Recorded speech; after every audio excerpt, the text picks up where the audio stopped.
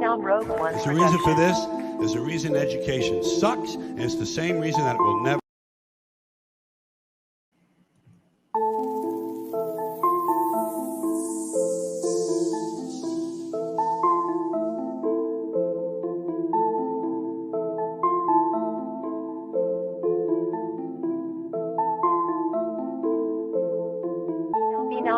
There's a reason for this. There's a reason education sucks, and it's the same reason that it will never, ever, ever be fixed. It's never going to get any better. Don't look for it. Be happy with what you got. Because the owners of this country don't want that. I'm talking about the real owners now. The real owners, the big wealthy business interests that control things and make all the important decisions. Forget the politicians. The politicians are put there to give you the idea that you have freedom of choice. You don't. You have no choice. You have owners. They own you. They own everything. They own all the important land. They own and control the corporations. They've long since bought and paid for the Senate, the Congress, the state houses, the city halls. They got the judges in their back pockets. And they own all the big media companies, so they control just about all of the news and information you get to hear. They got you by the balls. They spend billions of dollars every year lobbying to get what they want. Well, we know what they want. They want more for themselves and less for everybody else. But I'll tell you what they don't want. They don't want a population of citizens capable of critical thinking. They don't want well-informed, well-educated people capable of critical thinking. They're not interested in that. That doesn't help them. That's against their interest. That's right. They don't want people who are smart enough to sit around the kitchen table and figure out how badly they're getting fucked by the system that threw them overboard 30 fucking years ago. They don't want that. You know what they want? They want obedient workers. Obedient workers. People who are just smart enough to run the machines and do the paperwork, and just dumb enough to passively accept all these increasingly shittier jobs with the lower pay, the longer hours, the reduced benefits, the end of overtime, and the vanishing pension that disappears the minute you go to collect it. And now they're coming for your Social Security money. They want your fucking retirement money. They want it back so they can give it to their criminal friends on Wall Street. And you know something? They'll get it. They'll get it all from you sooner or later because they own this fucking place. It's a big club, and you ain't in it. You and I are not in the big club. By the way, it's the same big club they used to beat you over the head with all day long when they tell you what to believe. All day long, beating you over the head in their media, telling you what to believe, what to think, and what to buy. The table is tilted, folks. The game is rigged, and nobody seems to notice. Nobody seems to care. Good, honest, hardworking people, white collar, blue collar, doesn't matter what color shirt you have on. Good, honest, hardworking people continue. These are people of modest means. Continue to elect these rich cocksuckers who don't give a fuck about them. They don't give a fuck about you. They don't give a fuck about you. They don't care about you at all. At all. At all. You know? And nobody seems to notice. Nobody seems to care. That's what the owners count on. The fact that Americans will probably remain willfully ignorant of the big red, white, and blue dick that's being jammed up their assholes every day. Because the owners of this country know the truth. It's called the American dream. Because you have to be asleep to believe it.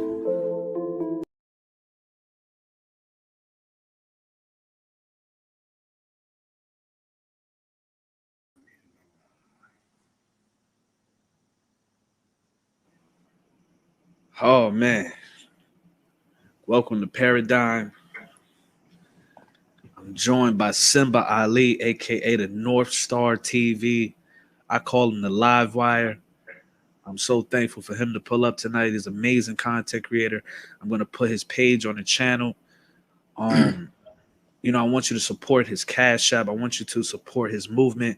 I want to get straight into the conversation, Simba Ali. When we talk about a paradigm, a belief system, you know, what was the first paradigm that you had to break yourself out of? The first paradigm that I had to break myself out of, I feel that it was the whole pro-black shit that I'd been indoctrinated my whole life. Black people are the best. Black is right. Black people are fighting for something. The black community is exactly what it was like on TV when I watched Martin Luther King and Malcolm X and well, and all the Negro spirituals and oh shit, we good people, we right, and white supremacy, all that shit was the first thing that I had to break myself out of.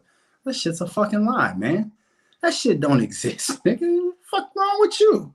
So that was probably the first like thing I had to slap myself and shake out of that I can recognize. Yeah, because I grew up in a very, very. My mom had a picture of Cotton on the wall and the first slave, and my mom always talked about our history in this country and always wanted me to read books. And I grew up reading a lot of books on the history of Black people in America, where we come from prior to America.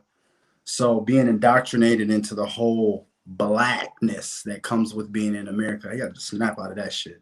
So yeah, that was my first epiphany, if you want to say. Now, did you snap yourself out of that, or did you get a little help? Anybody that you can point to and say, you know, they might have guided me out of that paradigm, out of that illusion? Nope. The murder of my best friend. When my best friend got murdered and set up and everybody looked around like, huh? And he was the goodest guy in the world. You know, sometimes you grow up with them wild niggas like, yeah, live by the gun, die by the gun. He wasn't that guy. He was the most. He went and gave water to North Minneapolis. We had a tornado hit North Minneapolis. He came through and gave water. He really would do anything for people. He literally spent most of his time helping people. Wasn't a violent guy. And so the streets kind of seen it as a weakness. And once he was murdered, killed, and then I just kind of seen what happened with the status of that I think the shock of that made me look at a situation which I might not have looked at prior. Like I said, if my best friend was alive, I might still be marching with Black Lives Matter. So I think his murder was the thing that kind of like put me in a shock where I was like, hold on, wait a second, what's going on? If my enemy is this, then what the fuck am I doing talking about the white man? And I ain't had a problem with a white man ever. Last time a white man said something to me, I broke his fucking face nose in half and went about my business. You know what I'm saying? But these niggas, it made me kind of wake up to that whole thing. Like, hold on. Then I started doing my own scientific experiments. Now I'm scientific with the shit. Wait a second. Let me start doing some testing. And my testing led me to the fact of, yep, you're right. Niggas, white people, white supremacy ain't the problem. Black dependency, black stupidity, and black criminality. It sounds like you're coming from the angle of self-accountability. Self-accountability. Exactly. This is Simba Ali's Instagram. Definitely go follow him on Instagram. Almost 4,000 followers. We're gonna get it. He got some big interviews over there. We're gonna get into that into a second. Okay, understand. I'm on the line right now with a big YouTuber. Now, take us to the moment where you said, Simba Ali said, I'm gonna put my face on camera and I'm gonna speak my mind. And I'm willing to, whatever comes with that, it is what it is. Take me to that moment. Well, I was on one of my homeboys' podcasts in Minnesota called Local Celebrities. Shout out to them, the local celebrities. It's the first time I was on a podcast, and I'm so used to, I come from music. So my whole experience with crowds and interacting with people was you have to say something to make them dance. You have to say something that catches their attention that they like, right? So when I sat down on the podcast, it was like a freedom. I didn't have to worry about rhyming words. I could literally say what was in my heart and my soul.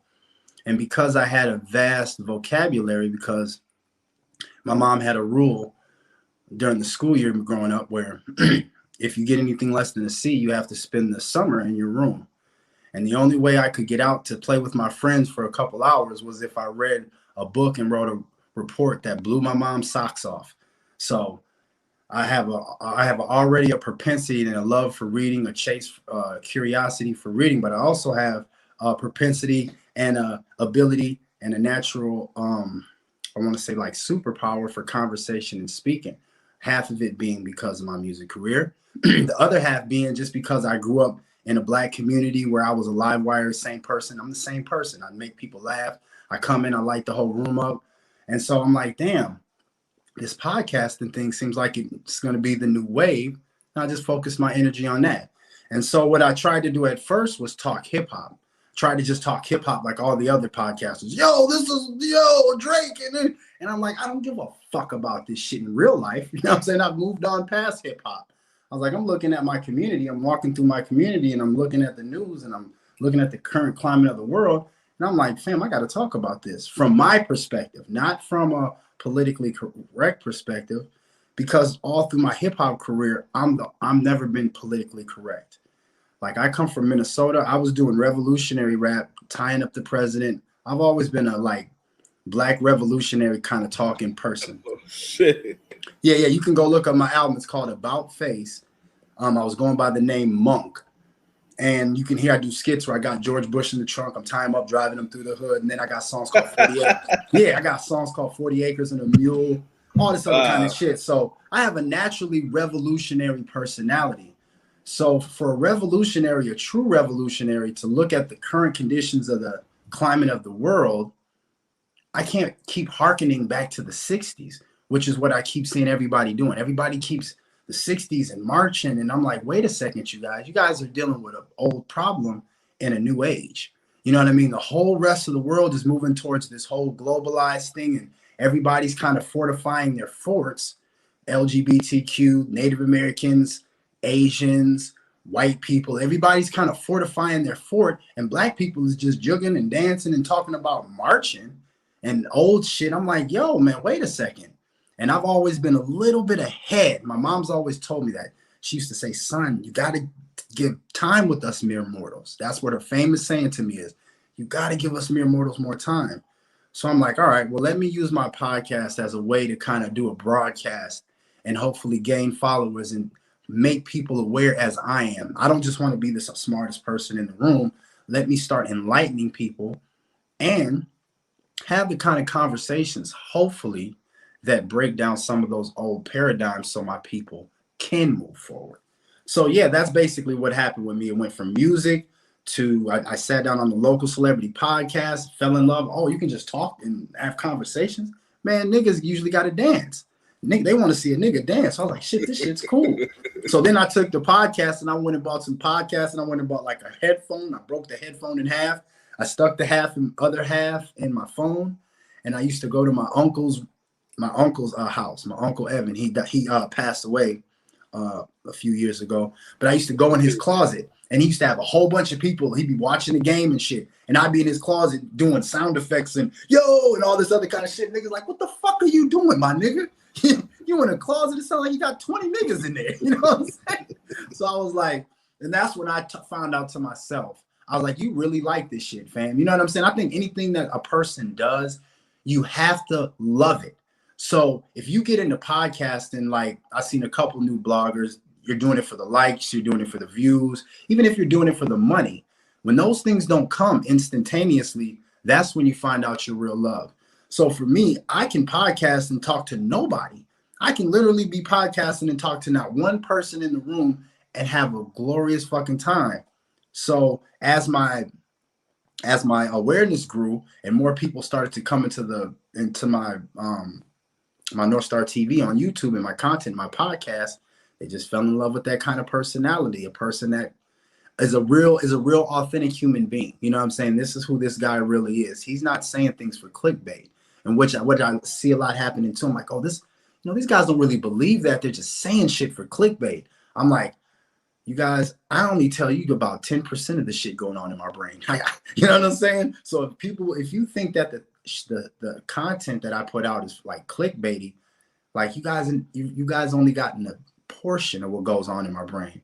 And I don't believe in saying things for clickbait. I just say what's on my brain, and it just happens to be controversial. But the more we speak now, mm-hmm.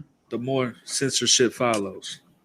Mm-hmm. I just did a live stream earlier about how New York City is going to mandate the vax. They're going to start enforcing it on, I want to say, September 13th.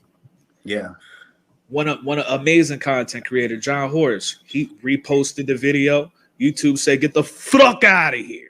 Yeah. Shouts out to John Horace. I follow him too. So Simba Ali, can you speak on how does Simba Ali navigate this brand new censorship era?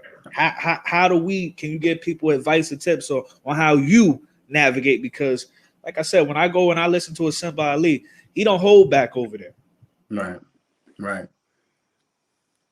I think the best thing is to the main thing that I think a content creator, and I've kind of did this a little bit with Patreon, but is to kind of find your audience and bring your audience to a place that's securely for you. Like that's the problem that I'm wondering why the big guys don't do. Like even the Joe Buttons, like I'm fucking with Patreon because, you know, I'm at the bottom trying to get on, but I'm like, if I was a big guy, I would just open my website. I would just start, if I, Simba Ali, had 500,000 people that tune into my show well, there's no way I would upload it on YouTube. Sorry, YouTube. There's no fucking way I would upload it on Patreon. Sorry, Patreon. There's no way I would upload it on OnlyFans. You got to come to my website that I built up, and that's where you got to see me. That way, who the fuck can tell me what the fuck to do on my website? You see, but YouTube, they can take your video down. I can't take my own video down. You know what I'm saying? But that costs a lot of money. So I would think that the main thing that should be at the focus of every content creator is building up their platform, their audience, and then bringing them to a place that's theirs as much as possible. Like, this is mine. That should be the thing. So if you're popping on YouTube, you shouldn't just be happy on YouTube. Bring that audience. And maybe, you know, you might only bring half of them, but you got to have a place that is not tied to that, to the big corporations. You know what I'm saying? All that sponsor and all that shit. No, this is something separate. Simba Ali, the North Star Podcast, this is a website I've set up by myself. Can't shut it down. You know, all you can do is just try to stop people from coming to there. You know, so I think that's the best thing for real content creators. You know, you're not going to have the ad revenue. You're not going to have the ad things, but it's on you to kind of create your fucking multimedia, multi-purpose thing. If you're just a content creator, that's all you do is sit in a room and spout off shit, then you might want to stay on YouTube. But if you're a true content creator and speaking is just a small part of something that you do, then you need to start bringing your crowd to whatever it is your platform is, and deal with the fact that it might not be as big as it was on YouTube. On YouTube, oh shit, I upload 1,000, 2,000 people. The traffic is going. Yeah, that's a lot of people behind that. You know what I'm saying? You go to your website, it might only be 10, might only be 20 people there, but those are fans. You know what I mean? And if you keep engaged with those fans, that 20 grows to 40, and next thing you know what I mean? You got an army. People have to be willing to do the legwork, is what I'm saying. That's just like rappers. And there's no difference between content creators on YouTube and rappers. What do you want to do? I want to get signed to a label, and okay, stay on YouTube then and do it that way and do that way. And they'll cut you a check and you can get paid like that. Or you can do Master P. And I just want a distribution deal. I just want somebody to just, just put my shit out. Well, that's the internet. The internet is the distribution deals, podcasters. So you can put your shit out to a whole goddamn planet. So now what the fuck do you need these motherfuckers for? I want to get on this network. And why? Why would you want to give your fucking, did we learn anything from these rap niggas? Jay-Z still got to pay 10 cents on Reasonable Doubt to Damon Dash. Nigga, no. I want my shit, man. And I'm happy with the Chitlin circuit. When did niggas stop being happy with the Chitlin circuit, man? I don't want to go to the Copacabana.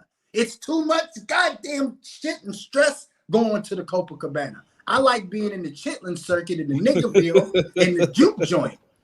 I like it like that. I can live it because why? Why, Simba?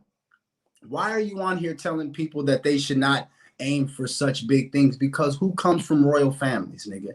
I come from a single parent mom, nigga. So if I can have something on a website that generates the kind of funds where I can pay my rent, I'm winning. I beat the whole game. I don't need to get all of that shit. If I can upload an episode and have my rent paid, I'm winning. I don't need to be on TV. I don't need to be with Megan. I don't need to have none of that shit. And if you think like that, that's when I believe that the real success begins to come. You keep looking for it. One day they're going to get me. One day, fuck all of them, man. I'm doing what the fuck I got to do. And But you know what I'm saying? You speak about being able to be compensated for your content. Yeah. Now, there's this narrative here. Well, it's a reality. The reality of the situation is a celebrity or entertainer, it's expected they make $100 million. They get, let me just reel it back a little bit. An amazing content creator told me that we live in the era of mediocrity. So I say that to say this. There's a lot of entertainers, athletes, celebrities out here that are mediocre at entertaining us, but they making $100 million a year. But when you have a content creator that speaks the truth, is anti-evil, anti-agenda, anti-distraction, telling you, okay, this is what's really going on in the world, and a motherfucker out here trying to save your soul. Mm-hmm. They expect you not to make a penny. If you ask to be supported, they say you begging. So right. Can we just speak about that a little bit, as far as, because if the machine was behind the Simba Ali, they wouldn't fix their face to say, oh, you begging. But because you don't have the beast behind you, oh, you begging. But all you're doing is asking for support. You're providing a service. You're entertaining people. Right. So why when a celebrity is entertaining people, 100 mil, that's perfectly fine. But when a regular person like us, we entertain people, we're begging. Can you speak on that? Yeah. Well, that just goes to the people's people wanting to contribute and help something that's already going. Nobody wants to be there at the start. You know what I'm saying? Nobody wants to be there when the ground level. Nah, I don't want to be there. I want to catch it when it's already gone and it doesn't need me anymore. You know what I mean? So, but that's why I believe the way to circumvent that, the way to give around that is on the lower level is merchandise. I believe merch is the way around that. I believe having donations, people want something back, and for some reason they feel like whatever it is that they watched wasn't enough. You know what I mean? But they'll pay for a shirt, they'll pay for a headband, they'll pay for some socks, they'll pay for a keychain, they'll pay for something that kind of shows that they're rocking with you. You know what I mean? So I believe that for our contents on our level, you know what I mean, it's going to be the merch game where we're going to win and start to make most of our money and really feel, you know what I mean, the support from our fan base is with merch. That's why I came up with the Cotton Club shit. That's why so many people, man, I'm telling you, this shit has helped so much. Just the income that comes with people buying this. You know what I mean? From there's people that like maybe wouldn't support your podcast, but will buy your merchandise. We like that shirt, and then sometimes the shirt is a way to get them into the podcast. You know, reminds me of Kanye. Yeah, dude, I be in fucking Wuhan. I be in the China part of my town. I be in Chinatown getting my bubble tea, no homo, and if I just see a whole bunch of Asian people wearing Yeezys, I know you don't know shit about Kanye. Right. You don't know what the fuck Donda is, Nick. Right. You don't know. You can't rap one bar through the wire. None.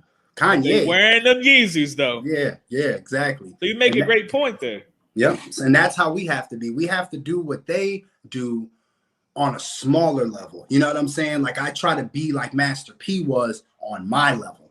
I can't be Master P on his level, but when he first started out, nigga went and then he had the too tight shirt on and he was wearing the jeans with the perfect crease in them. You know what I'm saying? And that's where I am. So everything that I do, I'm like, all right, how can I Master P this and run this thing kind of like an independent thing? I don't want any help. You know what I'm saying? I don't want any help from anybody other than I do like to have help from other content creators like you, low key.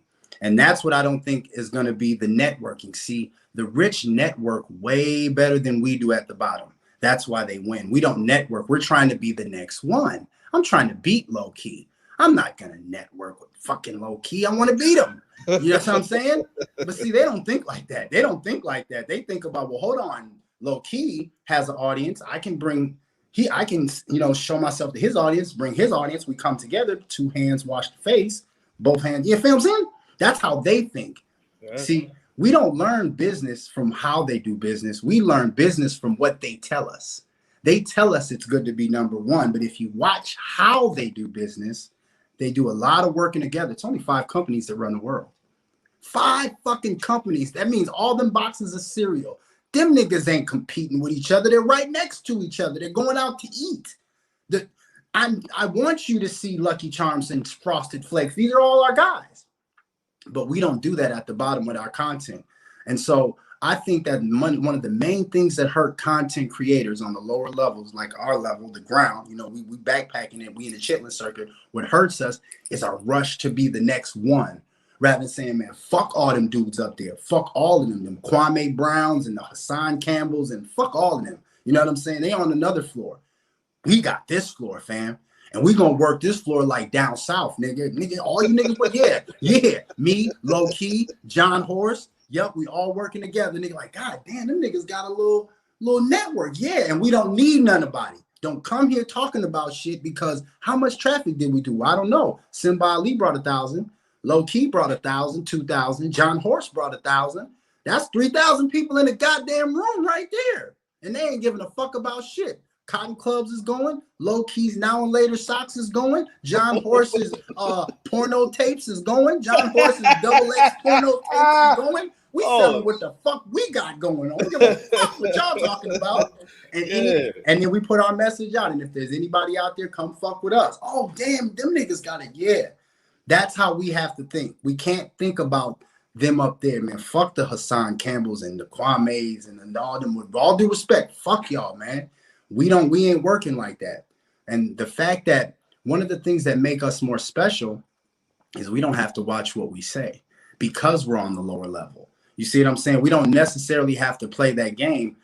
One of the things that makes it so they can kind of fuck with us individually is because we don't work together collectively. If they fuck with Low Key, wait a second. What do you mean they fucking with Low Key? It's 6 niggas about to go on. Well, guess what we're all about to do? Now we're going to go to YouTube. We're all going to be tweeting, talking about, what are they doing with Low Key? We got a show and they talking about banning Low Key's channel. Like, fam, it's 5 niggas that got 10,000. Man, it's niggas waiting for this show. Okay, let Low Key go. Let Low Key go. Okay, you better let Low Key go. That we just seen with the baby, man. It just happened with the baby, man. When motherfuckers come together and show a little bit of collective, it's power. They got the baby fucked up. They say he might have to wear a diaper again. That's what they said. They're gonna wear a diaper. Nigga, wear a rainbow diaper. Yeah, man. He better get that. He better get his ass. He better get a nook. He better get a nook. That nigga better get a nook in the crib and some Similac. Nigga, that nigga better do anything he can, nigga. Nigga, Simba Ali a wild boy. Yeah, man. Ain't seen the baby on a box of Pampers since that nigga said what he said. So yeah, at the end of the day, Low Key, I just think that we got to work together. That'll solve a lot of our problems. You know what I'm saying? I think we'll be able to drive traffic. I think that we'll be able to secure the kind of content that we want to talk about. And I think that we'll be able to secure whatever kind of money that we need to, you know, come to our channels. If people start linking up at the bottom, coming together, bringing their platforms together. That's what we got to do. Individually, we ain't gonna do it. You can't do it. You ain't gonna do it individually. You can maybe do a couple good interviews in here. You guys don't wield no power, but John Horse, Low Key, and about 2-3 other motherfuckers that come together and share content and got a place that they commune at. And okay, all right, you know, that's a little planet. You know, who knows what's gonna happen with that planet? It's gonna grow because we're different than the rest of y'all. Y'all up there talking about shit nobody wants to hear. On this planet, we say whatever it needs to be said. And we're strong. They can't just demonetize anybody on this channel because it's 6 of us. How you gonna demonetize somebody? You got 6 niggas waiting to go cry Black Lives Matter. I'll cry Black Lives Matter, man. Niggas don't want to hear me cry Black Lives Matter, man. So yeah, Low Key, that's us, man. We got to do it. We got to do it. You know, yeah, that's it. That's a different type of unity, man. Let me ask somebody, Ali, what is your favorite conspiracy theory? All time. I think the magic bullet, nigga. The JFK magic bullet. Shit. Nigga, that's what I think they knew they had, our stupid asses. I think all the way up into JFK, the powers that be were like, you know, we got to be careful with people. They're not stupid. We got to kind of be careful.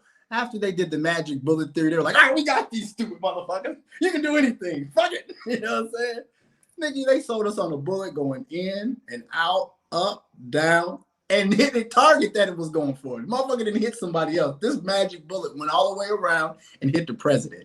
I was like, yeah, that's my favorite one. And then who shot? Some nigga from a book depository through the bushes, through the leaves, who couldn't shoot shit. We looked up. One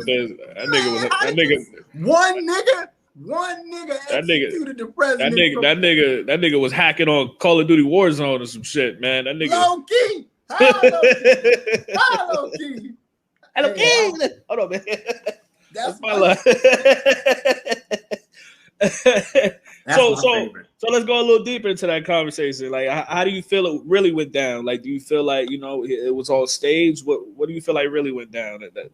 Oh, I feel that it was, you know, he was putting that triangulated crossfire, that grassy knoll, that headshot. You can see when you watch the Zapruder film that he actually got hit this way and his head goes back.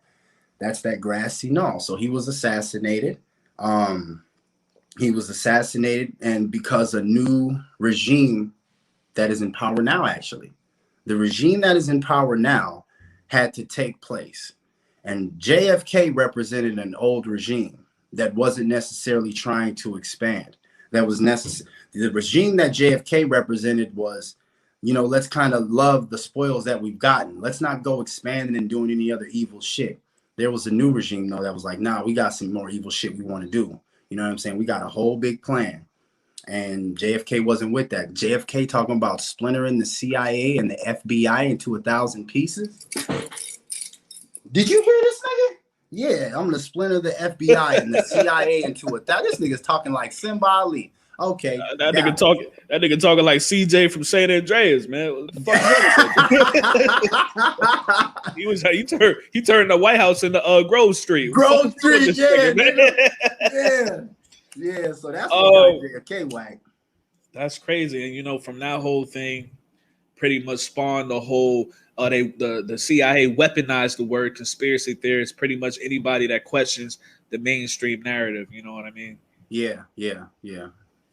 Conspiracy theory. I don't believe that. That's how you know that. Like I said, that's how you know they got us. A conspiracy theory is, hey, I seen an elephant hanging off a cliff with its tail tied to a daisy.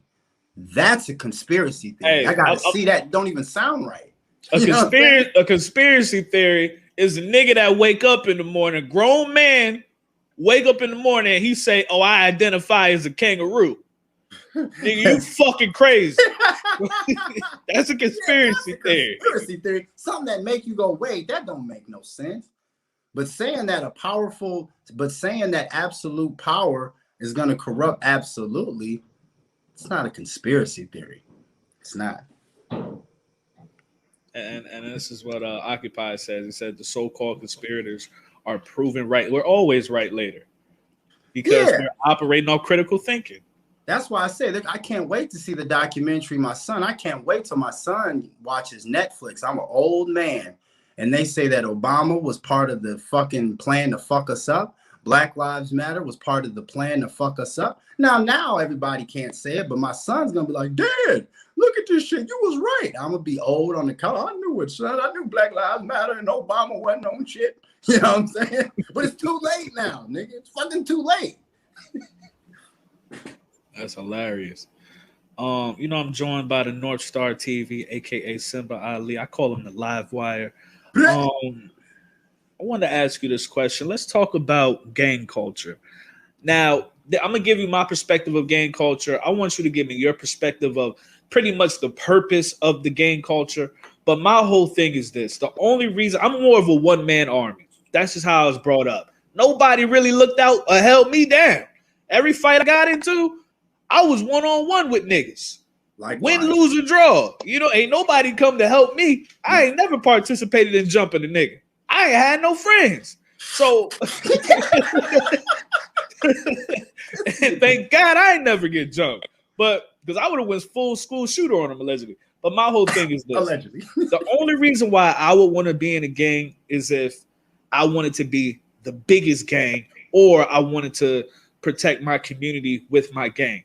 Other than that, I personally don't see any reason in being in the gang.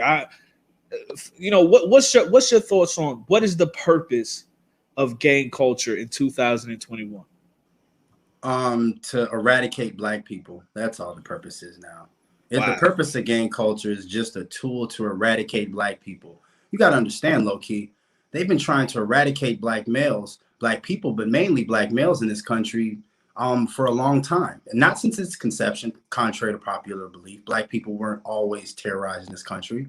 But since antebellum, and since that mindset kind of permeated through the Americas and people saw how the power that it wielded, getting rid of Black people has for some reason turned into like a political agenda. And it's been hard to do. They tried to do it with prison, and they tried to do it with the early gang culture. They tried to do it with drugs. So they keep trying to get rid of us, but it's very hard to do, especially if you're going to do it yourself.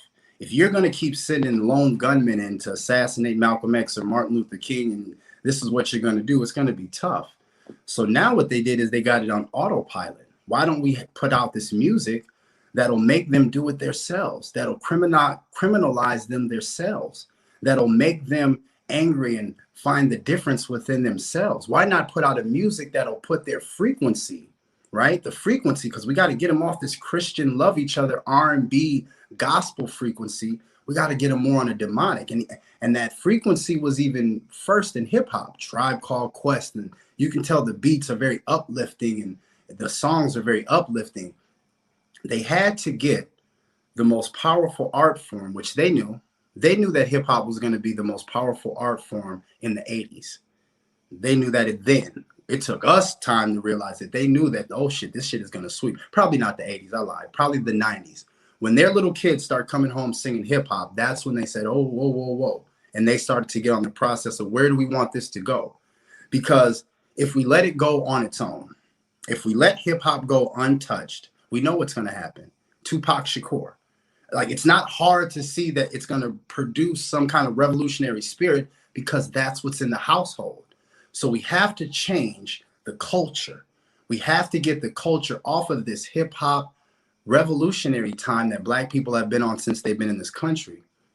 And we have to shift it toward accepting the criminality and promoting the criminality, the devastation and the death and the worst parts of their community in order for them to turn on each other. Because now they'll look at each other as a nigga. He's a nigga. Well, I can kill a nigga. That ain't nothing. That's like shooting a target at the target range. It's just some nigga. He ain't shit. So the demoralization of our community was key. And hip hop was the Trojan horse that was used to bring gang culture in. Like, gang culture itself, I think, was a small part that was just in California, but it was hip hop that was used like a Trojan horse to get it in the minds of all the kids and to turn us all into seeing gangbangers and pimps and drug dealers and killers as something to be idolized. You got to have something to do that. We're not just going to do that if I'm growing up under my grandma and I'm growing up under good Black people. You got to change the music, what we listen to, because the music is always a reflection of what's going on in our community. Say it loud. I'm Black and I'm proud. Well, if you go to the Black community when that song was on the radio, you're going to see a bunch of afros. You're going to see a bunch of this. So the music is always a true reflection of what's going on in our community. So that's why it's funny to me to hear so much Black Lives Matter fighting the police, but I don't hear the songs about that. Every song I hear is about a nigga killing another nigga and setting his clothes on fire with the gunshots. Because we went from fight the power. Fight the power that be. Fight. Now I'm on that good cushion alcohol. For real. With a nigga in some leopard yoga pants. The fuck is this shit? We went from fighting the cops to fighting the ops. It's about the ops now. And the ops are Black people that look just like me. I can't tell you how many times I hear a nigga say, I'm going to shoot your dreads off. God damn, man.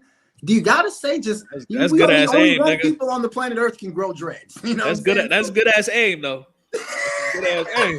You gotta be like here with it. Some a Black American sniper shit. Let me ask you a question, Simba Ali. Mm-hmm. With all the discernment you have today, do you ever feel like, you know what? I wish I could go back to being asleep. These niggas don't deserve this free game that I'm putting out here.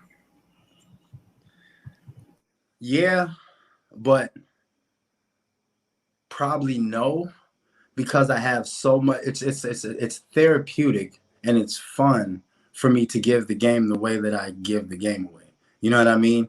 Like, I love calling black people what the world sees them as. I think it's a fun way to exercise the pent up frustration that I normally would have. See, I feel that if I didn't do my podcast in the format, if I didn't talk the way that I talk, I probably would be like, man, I should have just stayed asleep. But this is fun as fuck. I have a great, great, great time highlighting the ways that we're about to go into extinction, you know, because it's inevitable. Like you say, it's inevitable. There is no, we're not going to be extinct. Do you want to be extinct on the red pill, or do you want to be extinct on the blue pill? Well, I'd much rather be extinct talking shit at the people that's causing my extinction. You stupid motherfuckers, we about to be extinct. We about to go bye-bye us. We out of here. No more niggas. No more niggas in 50 years. That's crazy. I love it. That does something for my spirit. And also because I have a good understanding, like, as you know, low key of life and death. See, that's where I win more than anybody. Niggas be like, Simba, how do you do it, nigga? Because I'm not no fucking niggerized Christian, nigga. I don't believe in Jesus. None of that shit. The letter J wasn't even created yet. So why the fuck would I believe in a Jesus?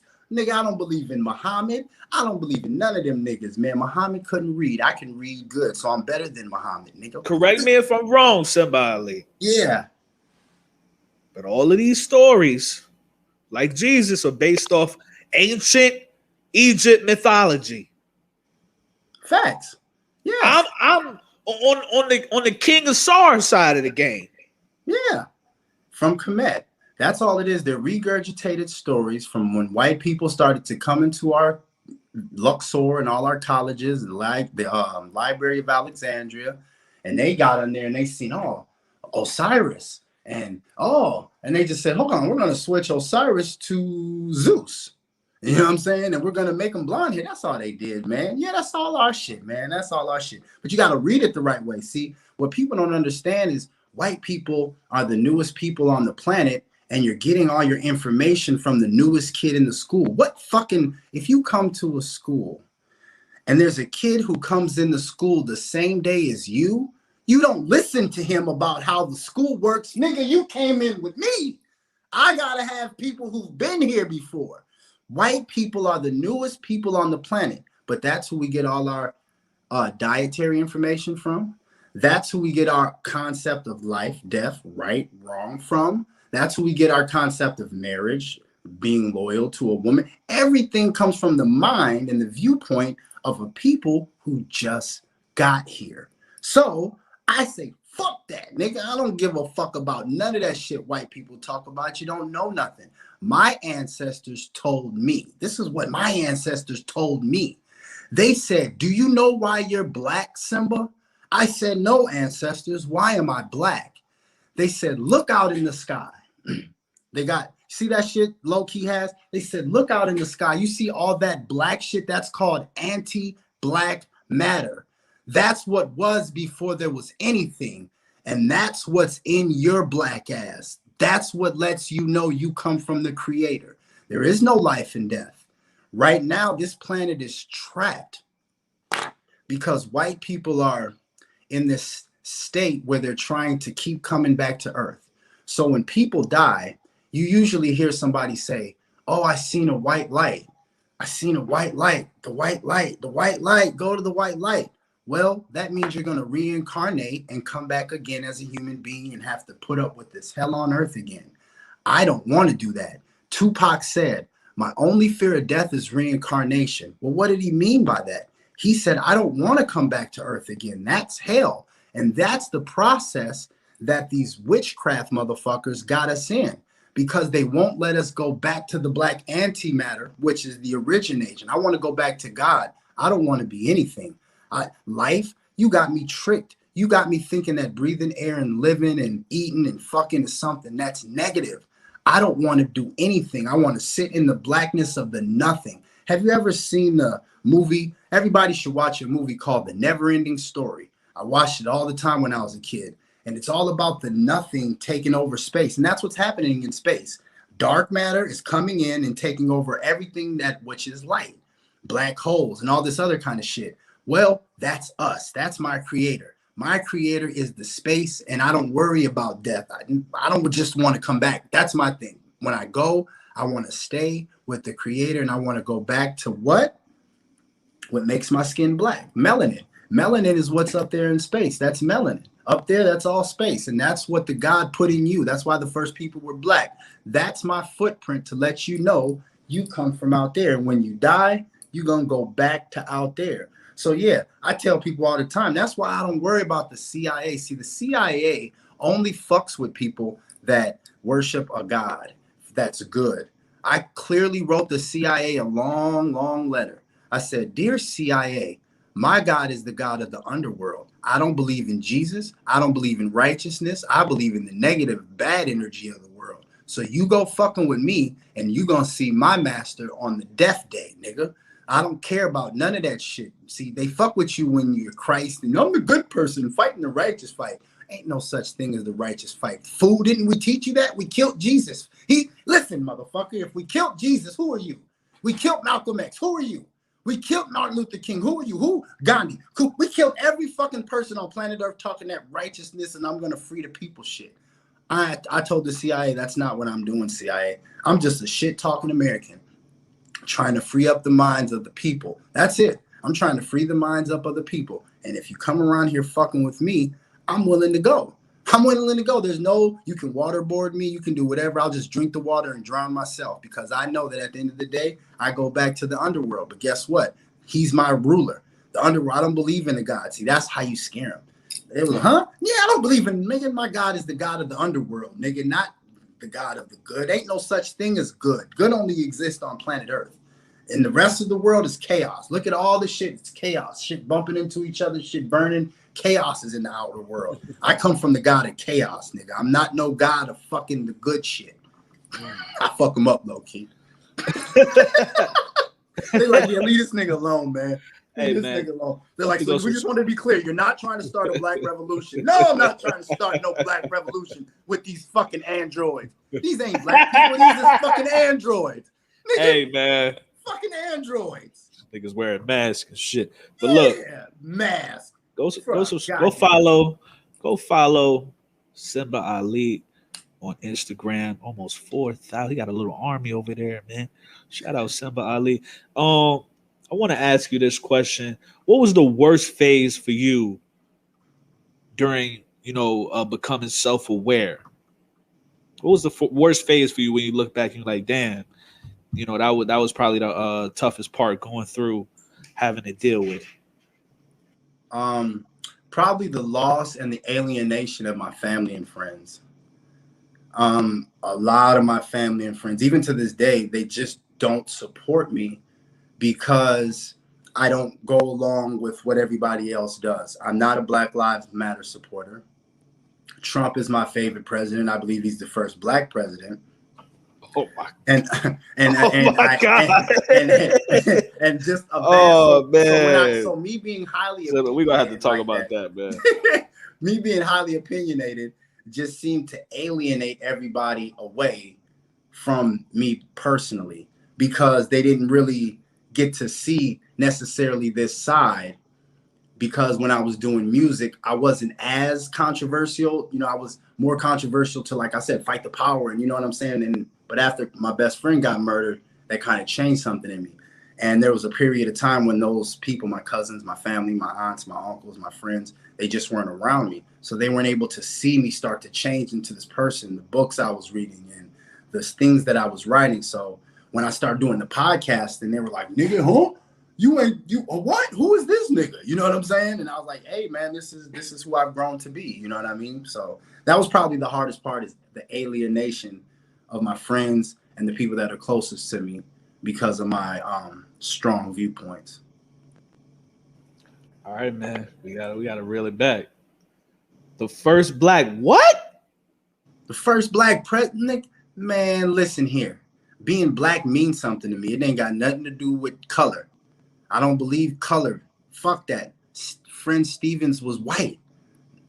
And Django, what's his name? Samuel L. Jackson, he wasn't black. He was white. Okay? He was white. How you act, I don't give a fuck about your skin color, how you act. And I don't mean like I'm acting like black. I mean, what is your spirit telling me? So when I look at Donald Trump, his spirit was telling me he come from hip hop, man. Fuck you, motherfuckers, man. Yeah, I grabbed her by the pussy. To me, that sounds like Snoop Doggy Dogg saying bitches ain't shit but hoes and tricks. Hey, hey, that's my language. When I see Donald Trump come into play, I ain't talking to you. I'm not talking to you. No, not you. You. I'll talk to you. That's real shit. When I see Donald Trump dividing America, making America make a fucking choice. No, everybody don't like me, motherfucker. Fuck you mean? Everybody can't like me. I say controversial shit. Why? Because I'm an American. I'm a motherfucking real American. And this is how black Americans would talk if you would just take the shackles off. Take the shackles. Give a nigga a truth pill. Yeah. Let Obama win and get that nigga. No, not Obama. I'm sorry, because he's a fucking African. He's an African Mungambu Bugu Mogu. So give a real nigga, give a nigga whose ancestors picked cotton a truth pill and let him be president. And I guarantee you'll hear a lot of the same shit you heard from Donald Trump. I guarantee. Only thing is he won't be pandering to white people. He'll be pandering to his niggas. And that's what we thought Obama was going to do. We thought Obama was going to get in and say, now, hold on, wait a second now. It's a whole lot of shit been done to my people. 13th, y'all know what's fucked up. We're going to get some reparations around this bitch. He didn't do none of that shit. He didn't act niggerish for us.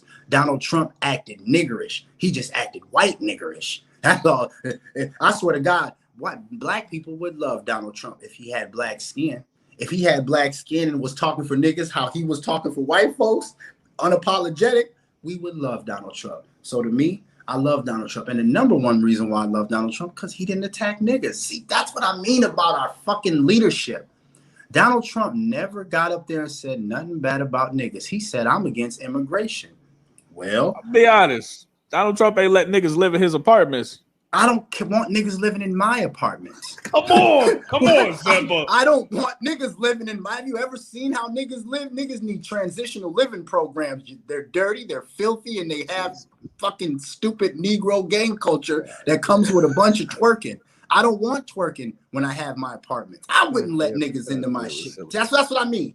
See, we act like we great, and we know we ain't our ancestors. Our ancestors was great people. See, our ancestors should be let into anything. See, our ancestors didn't blood and crip. Our ancestors didn't trap and drill. Our ancestors didn't Megan Thee Stallion sticking lollipops up her ass and suck the chocolate off. See, our ancestors were dignified, so they deserve to stay wherever they want. This current template of niggas, I don't want you in my building. Whites only.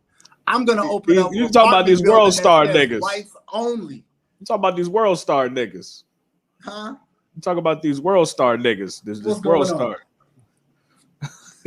You know, but my whole thing is this. Is it possible that Donald Trump was just playing his role? He was playing a role. He served this purpose. No, he just playing the role he wanted to play. That he did the role the way that he wanted to play. Now, I would have said Donald Trump was playing a role if I seen him do things where I was like, that ain't Don. You know what I'm saying? But that's Don.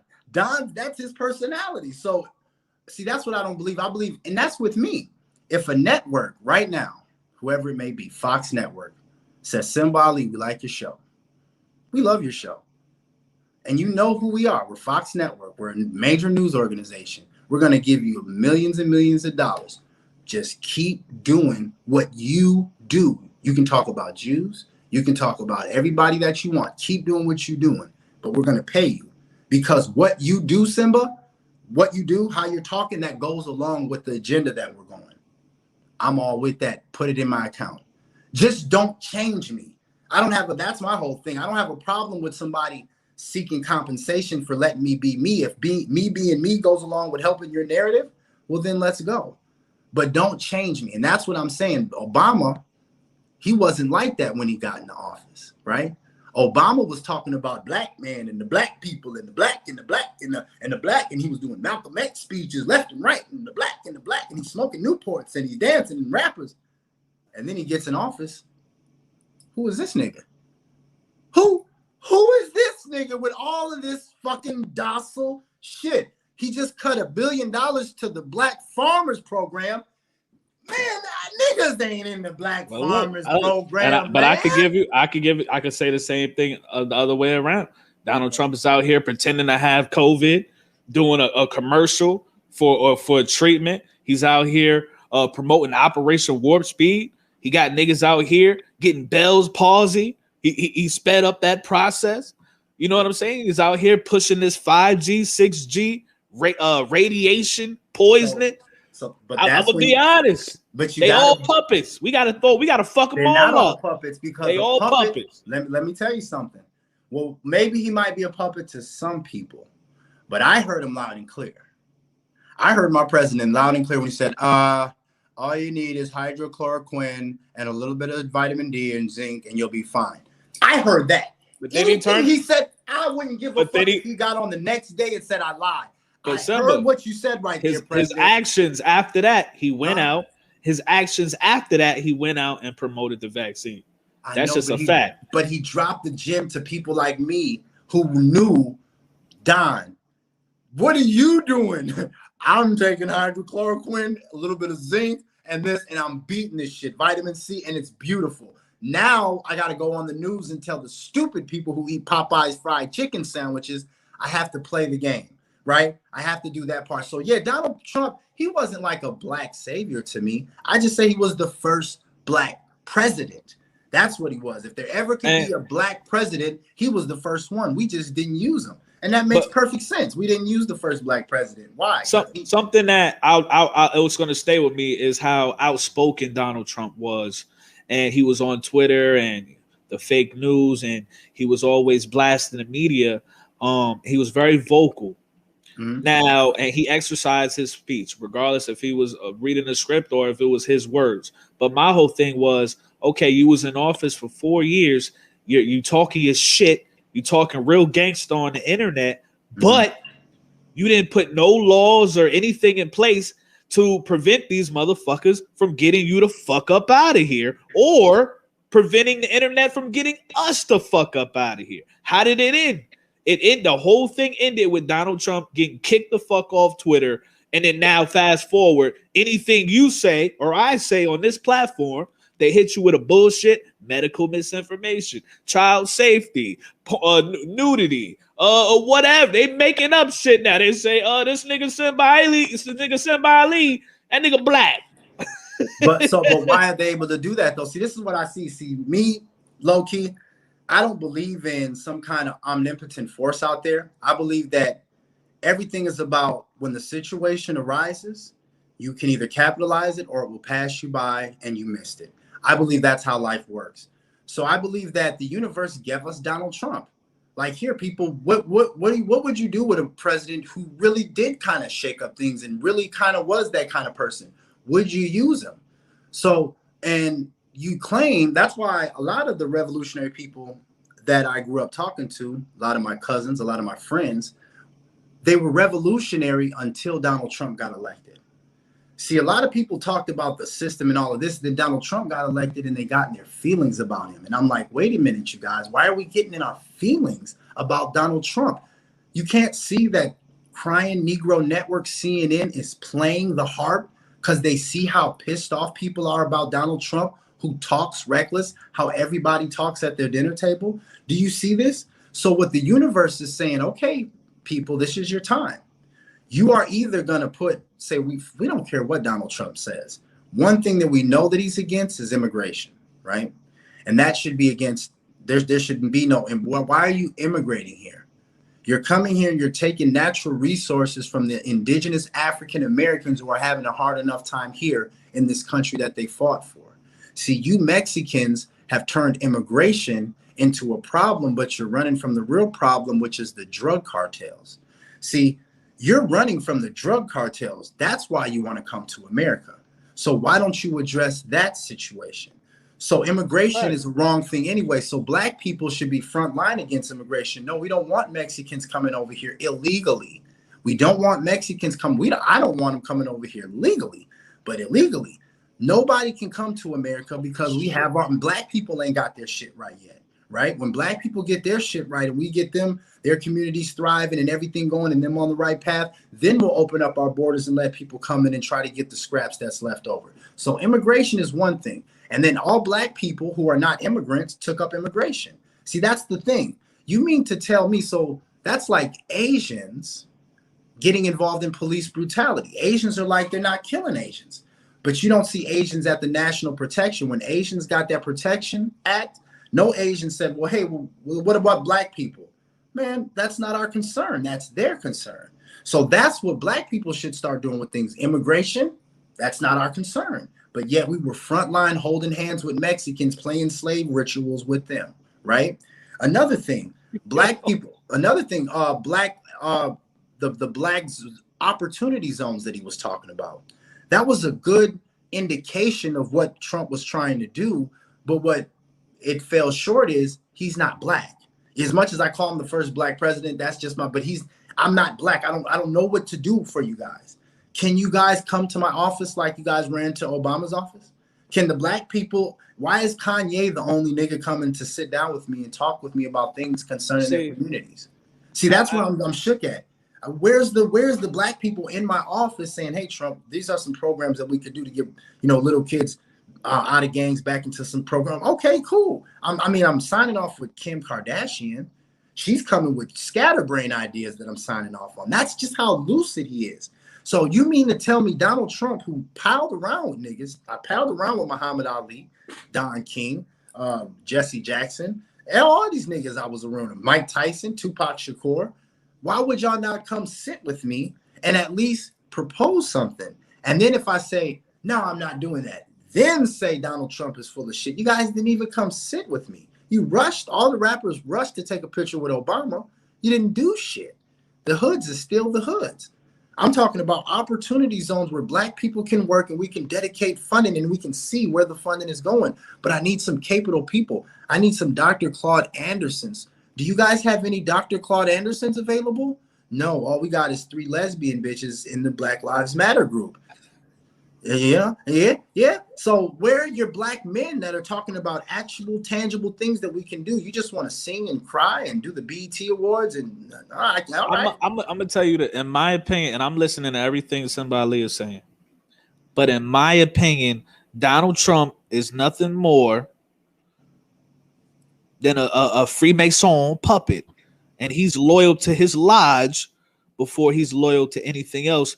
Now, when it comes to whole, black people meeting up with him, I think the solution is black people need to bet on each other. Black people need to sit down with other black people. That's why I got so bothered with that Ice Cube shit when he was talking about a contract for Black America, but you consulting with a white person. Right. The solution, in my opinion, is black people, black celebrities, black regular people, whoever. Black people need to consult black people about our future. I agree. That's just what I feel. I agree. But I appreciate your perspectives as well. It is what it is. Yep, I agree. I agree with you on that, low key. So my whole thing is like, what's stopping that, Simba Ali? Stopping black people from coming together, because these ain't black people, man. That's why I tell you, black people would bend in these times. If you could take our ancestors that got water holes and pick cotton and just transplant them to right now, we would have Black Wall Street in less than a year. We'd probably have 20 Black Wall Street. Hey, but let me ask you a question. We make Black Wall Street. How long is it going to take for them to blow that shit up again for the 3rd time? Well, do it then. You know what I'm saying? Do it then. Blow it up then. And that's what the steppers are for. That's what Chief Keef and them niggas is sitting around waiting for some white dude to come through here. What you doing, Peckerwood? What you doing, white boy? We waiting to shoot. We ain't shot nobody all week. We waiting to shoot somebody. So yeah, any white boy come through here with a gas or anything, that nigga better have water. Put them gangs to work. Shot. Yeah, them times can't happen no more, fam. We nobody stops building. Hell, the LGBTQ, the Stonewall thing for the gays. You don't stop because somebody kicks you in the ass. You fight even harder. So that's what's funny to me about Black Wall Street. No, people. A lot of black people say that, like, how are they gonna burn it down again? Who gives a fuck? We'll build it again. And we'll build it again and again and again. I mean, we spend $100,000 in the strip club a day. We spend $5 billion on hair care products a year at Black Friday. I think we got enough money where we can get some bricks and rebuild again. If they tear down a movie theater, they can't burn the whole fucking city down. Those days are over, man. The days of racist white people being able to just drop a bomb on something, you'd have to drop a bomb big enough, you're going to hurt the country. You're going to hurt the fucking country because they're all over. We got Black Wall Streets in Detroit. We got Black Wall Streets in California. Everywhere Black people are, there should be a Black Wall Street, just like Chinatown. Wherever Chinese people are, Chinatown. Wherever Arabs are, they got their Arab communities. They're bleeding into our communities. How the fuck are Arabs selling us collard greens and macaroni and cheese and cat? Oh, that's crazy. That's a crime, nigga. That's a fucking crime. I wouldn't even eat there. I don't trust that. Yeah, fuck. So yeah, I agree with you, Loki. We do got to come together and we do got to start working together. But a lot of the people in the most powerful positions to really initiate this, like, it's funny to me. I always say Malcolm X hit it on the hand because it answered a big question for me. Malcolm X, they were like, Malcolm X, who is supposed to fix Black people? And he said, those with the ability have the responsibility. However big your ability is how big your responsibility is. So Puffy, we let Puffy, Jay-Z, and all these people off the hook who are entertainers because they're entertainers. You did that, Lil Nas. You did that. Yeah. See, shit like that. We're so fucked up. I mean, we can't even see. We just got shown something that happened very important. LGBTQ, what they just did to the baby, and the fact that he did not have a gang to come to his defense, right? There's no Black people organization to say, wait a minute, time out. Let's talk about this. Maybe the baby was wrong, but let's talk about this. You can't just start snatching them off of stuff. There's no organization to do that. So that let me know right there, Black people don't have nothing. Does little baby apologize if he has an army of Simba Ali's behind him? If he has the whole hip hop behind him, he doesn't have to apologize. That's what I got on my post and said. I said this would be an easy chess move. If you know chess, then you know what I'm talking about. The LGBTQ taking baby off something was just a pawn move. That's just a filler. If everybody from hip hop, and I mean everybody, Puffy, everybody, Jay-Z, Beyonce, let a Twitter statement that said we stand with the baby and we are going to start sitting out of LGBT things until this situation gets fixed. That would force them to actually be like, oh, we didn't know that Black people unite like that. Like, yes, we will. Gay people be fucked up. They'd be like, what the fuck? What the fuck? Because you see what they replaced. They didn't replace the baby on Lollapalooza. They didn't replace him with a rock band. They replaced him with G Herbo. Somebody said they replaced him with Roddy Ricch too. Yeah, you can't replace him with a nigga. Nigga. You replaced him with a nigga. Now, could you imagine if the mafia had this kind of power, or if like somebody else had this kind of power where you really can't do anything without hip hop? You can't do anything without hip hop. And ain't no white hip hop artists. There's no Mexican hip hop artists. We're all Black. So this was our time to show what hip hop is, and what it basically showed hip hop is a homosexual organization. It's part of LGBTQ. So that's what was shown to me. That's why I was like, oh, okay, so it's clear to me, you know. And the fear is from one thing. The baby doesn't have fear. He'll shoot a nigga in the face with an AK-47, won't he? But that fear comes out with the LGBTQ. You ain't so big and bad and you ain't so tough. See, the gangsters can be tough to the weak Black people. The weak Black people and the poor Black people in the Black communities who want to go to work and live a good, righteous life, all the gangsters and all the steppers and the demons and the shooters, they will terrorize them. But let one gay man come walking through the community.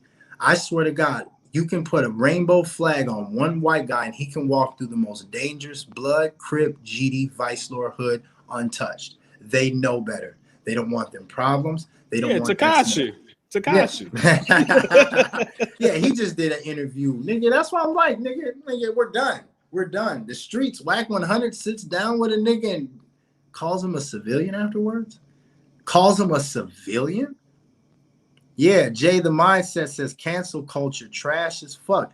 Yeah, fuck cancel culture. We can't cancel anybody that we want to cancel. Black people we can just cancel each other.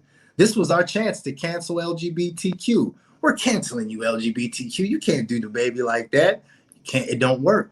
How come that controller don't work? Does anybody will plug the controller in? If somebody got the controllers plugged in, I'm hitting the buttons. Why can't we cancel anything else other than each other? That's why I realized, I'm like, I refuse to be quiet with this black horrible community. We're going extinct. It's over. The jig is up. Our doom is not a probability. It's not a possibility. It's a probability. We're out of here. We're not producing what it needs. How many black kids are in anything that doesn't have to do with a TikTok video? That's all black kids do is TikTok, TikTok, TikTok, TikTok, TikTok. And sports. TikTok, rap, and sports. We're not developing any kind of young minds. Our communities are individualistic. Everybody else's communities is collective. Go to the Asian communities, 20 people in a house. Latin communities. Everybody's communities seems to have this collective. Now, does that mean that there's not going to be infighting? No, we're human beings. We're going to have infighting, but we never let the infighting turn into a culture that would put our community at risk. That's what we don't do. We'll never let it happen like that.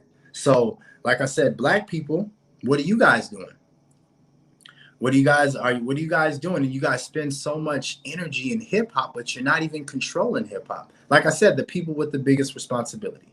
So if we're gonna let Jay-Z, Puffy, and all the Oprahs and Tyler Perrys, if we're gonna let the most wealthiest and influential black people off the hook, then I think that there's nothing that somebody at Walmart is gonna build. What is he going to build at Walmart? He's not going to build anything that's going to change the world. No, it has to be the people of power and influence. That's how it's been done through history. Who started the mafia? When you look at the mafia coming to America, it wasn't a bunch of dirty bucket motherfuckers. No, it was people of influence that came over here. When America got started, contrary to popular belief, there was aristocrats that they sent over here. They didn't just send a bunch of bottom of the barrel people. No, Christopher Columbus was not a bottom of the barrel person. Christopher Columbus comes from a wealthy family. So that's what I'm saying. And all through history, Jewish people, look at the Jewish people after the Holocaust. Well, was it just the Jewish guy working at the cash register? No. Who are the Jewish people that made it to America with the money? Who are the Jewish people that got political asylum and got land in Israel? Who are the Jewish people that are able to do things? Well, we got to do it. But black people have this thing of, oh, that's, we need Malcolm X. Listen, you nappy-headed Negroes, Malcolm X got assassinated and killed. You know what I'm saying? We don't need Malcolm X. Malcolm X's time has passed. He did what he was supposed to do. Now we need to take advantage of our leaders right now. And right now it's about capital, money. That's it. It's not about anything else. Who gives a fuck about your speeches and all that shit? Nobody cares. How much money do you have? And how much influence do you have? That's what it's all about. Can you use your money and your influence to your community? And I think that black people are in a state now where we actually could do more than what we do. We're just so competitive with each other that it's almost like white supremacy is almost like on autopilot. You know what I mean? It's like black people actually could be a little more rigid. I don't think we could start a revolution. I don't think we can, we're not going to start a revolution. No, they'll squash that. But if you guys want to build your own black communities, if you guys kind of want to tighten up this hip hop thing and make it a little more racist, I think black people need to be racist. I think black people need to be more racist, friendly racist. I think black Americans, African Americans, whatever you want to call yourselves, we need to be friendly racist like Asians are friendly racist, right? Asians, hey, how you doing? And they act like they with us, but get out of my store and they'll recolonize Africa and they'll do what they got to do, right? We have to start waving at people, but saying, no, you can't come in hip hop. No, that song was whack.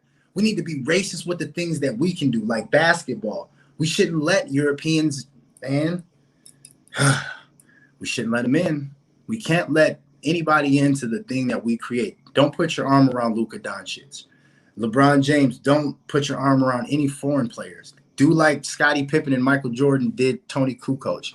Fuck that fucking English. Oh, shit. Fuck them English motherfucking muffins.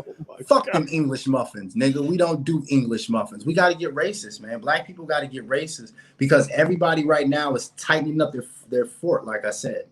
Black people have to start getting a little bit racist. Not like we want to hurt you. Not like we want to destroy your culture. Nothing like that. Just you can't partake in what we do. That's the racism. That's it.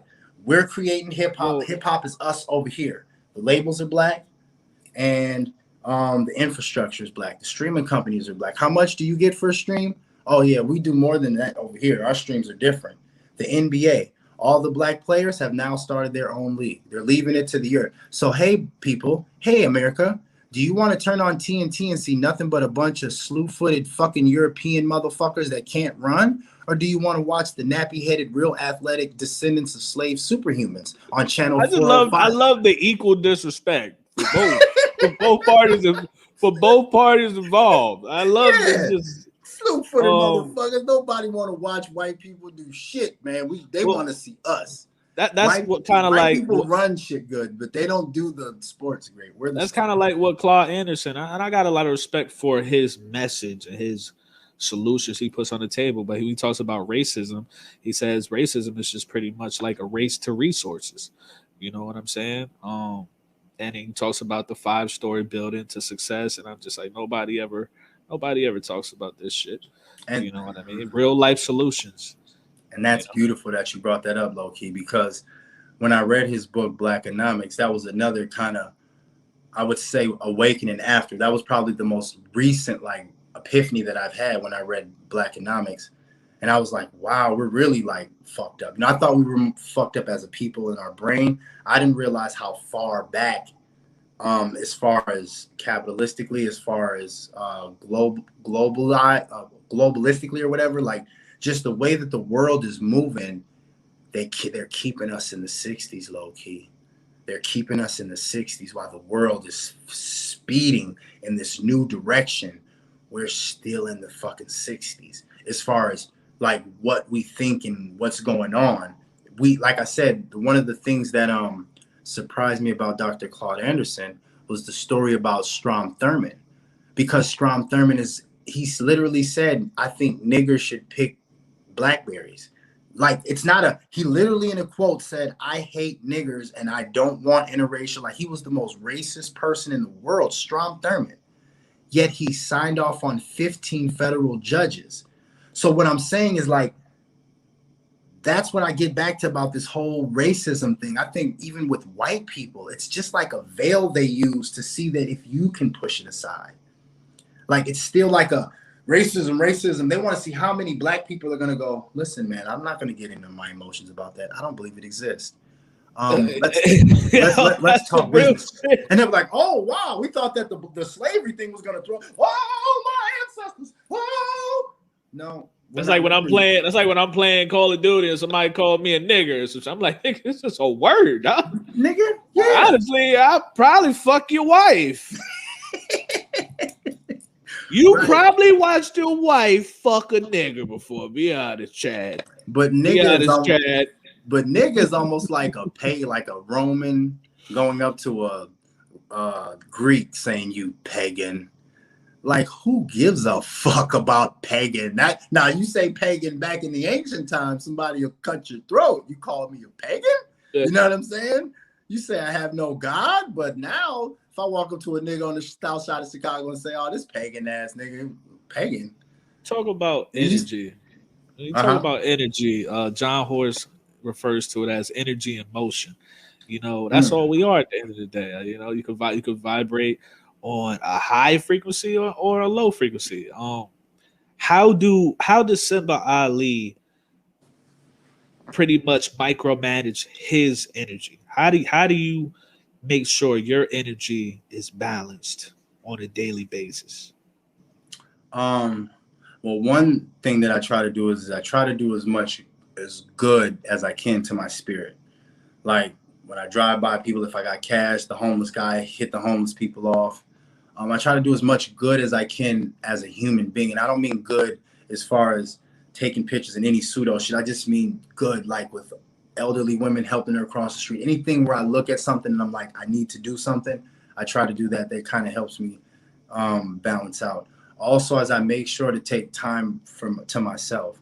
I think that it's part of our culture to wear ourselves so thin, helping auntie, helping my mom, helping my niece, helping my cousin, helping my brother, helping my next door neighbor. We spend so much time wearing ourselves thin. We rarely take enough time just for us, like just to recharge that phone. And I'm keen at recharging my phone and realizing when my battery is getting low. And whenever my battery gets to a certain point, it doesn't matter who calls other than my mom, my mother or my wife or my son, then I'll have to push on through. But like anything else, no, I'm going home. I'm going to sit in my robe. I'm going to sit on my deck. I'm going to, smoke me a little something, drink me a little something, look up at the stars, and just kind of disconnect. And it's important, that see, when people talk about mental health, it's funny that people are talking about mental health, but it's in a more drug kind of, they're trying to steer you towards psychology way. And they're not steering you towards inner development, learning about yourself, being by yourself, meditating by yourself. Meditation is key. I meditate I'd say probably at least twice a month, a good meditation. And some people meditate in different ways. Europeans have a different way of meditating, but I meditate where I don't think about anything. I believe to focus on anything separates is what makes us alive, right? Like I was talking about going back to the nothing. That's what everything was. Before there was a spark in the universe, there was just total blackness. So when I meditate, I do my best to focus on my breathing, diaphragmatic breathing. You know what I mean? You have to breathe as if your stomach is a balloon. So as you take in air, your stomach should be expanding. Chest breathing is what normal people do. That causes tension. And so I diaphragmatic breathe. I shut the lights off and I try to think about nothing, feel nothing. And I spend that. So a lot of these things are more what I do for my mental health rather than sitting on a couch. When it comes to therapy, this is my therapy. When I want to talk to somebody, I'm like, I got something I want to say, I go on my podcast. That's why mental health should be an easy thing. Everybody should have a fucking YouTube channel. Just start a YouTube channel. Start a YouTube channel. Hit record. Say what the fuck you got to say about who you got to say it to. And you feel a lot better. But no, yeah, I take that time out low key. I take a lot of time out for myself. I'm really about me time and not any drugs, not any fucking therapy. I don't go to therapy. I don't believe in talking to another person about my problems. I don't think that's how you fix your problems. I think you fix your problems by talking with yourself. That's all you're talking with when you're talking to somebody anyways. You know what I mean? You're basically talking to yourself. We're not that different. We're human beings. So when they tell you something, it's usually something that you already knew. They don't tell you some wisdom that you're like, oh my God, 2 + 2 is 9. You know what I'm saying? Like, no, motherfucker. All I'm telling you is things that you said to yourself, your mom has said to you, your aunt said to you, your friend said to you. But because they're connected to you, you feel that their opinion is a little bit skewed, right? So we go to therapy because we want an unbiased opinion, but they're going to tell you the same thing that people have been telling you in your life. You need to get your shit together. Stop smoking crack. Okay, Simpson, stop smoking crack. I don't think I need a therapist to get to that point of it. Put the crack pipe down, get a job, and you need to tighten up on your personal skills. You don't have the best personal skills. So you need to tighten up on your personal skills. And you got to put yourself in situations where you're uncomfortable, like me. Very uncomfortable around bees. So anytime I see a bee flying around, when I want to run in the house, I sit down and I just say, come on, motherfucker, come do it. Let's go. Because any situation. I'm scared of you, motherfucker. Yeah, but I thrive in uncomfortability. That's what humans have to learn. Where you are uncomfortable at, you have to thrive there. So that's what, when it comes to being the best person that you can be, you gotta find out where you're uncomfortable and fucking thrive there. It's crazy when you say that, because then once you learn how to navigate, or once you become comfortable being in uncomfortable situations, mm-hmm. once you go back into comfortable environments or settings, shit kind of boring. It is. It is. I don't know if we love the chaos or whatever it is, but definitely subscribe to the North Star TV. I appreciate Simba Ali pulling up. Simba, can we take a 5-minute break? Let you roll something up, or I'm gonna take a shot real quick. We come back for a couple more minutes before we get up out of here. Let's go. All right, we're gonna take a quick 5-minute break, fam. Cat Williams, take one up one. It's two answers. First of all, let's be very, very clear. It is possible that there isn't anything funnier than a guy in a dress. And if that's the case, then it might also be said that there's nothing funnier than a black guy in a dress. Okay, well, I watched all of my friends throughout my entire life be able to dunk a basketball, but not me. So everybody can't do everything. So, some of us make choices. I think it's not a biggest choice for others. I'm saying at the end of the day, Kevin doesn't have to worry about what people are going to say about him wearing a dress because of the long line of dress wearing people before him. So now we have Big Mama's house 1, 2, and 3. Yeah. I've never seen Medea in a pantsuit. I think she wears dresses. So now I'm saying, why are we picking on poor little Kevin Hart? Because it was his turn next. Some of us are against the Illuminati, and we are against the Illuminati at our own detriment. When people are against the Illuminati, then they get punched in the face all the time. The press hates them, and nobody likes them. End quote. Well, as you can see, I've let it all go for quite some time, and a lot of that is just based upon the fact that I don't really know how to complain because all of the people that I ever looked up to had to go through it too. So I know how much they talked about Martin Luther King, and I know what they end up doing to him. I know this same story about Jesus and a few of my uncles. So now I know that if your mouth is really, really big and you try to tell the truth for a living and you like to air people out, hatred is coming your way. I didn't know it was going to be this type of hatred, but you know, I'm concrete in all things because of he who strengthens me. So that doesn't mean I always make the right decisions, but I am going to stand by what I stand for. And I'm only continuing to do it because I was looking for somebody who was doing it instead of me. And I just must have missed them, you know what I mean? So at some point you have to figure out what example are you trying to be. If it's just gonna be you gonna make it and live happily ever after and go off into the sunset, then that's what that is. Otherwise, you're on the front line of this battle. And those of us who understand that this is a part of what comes with it.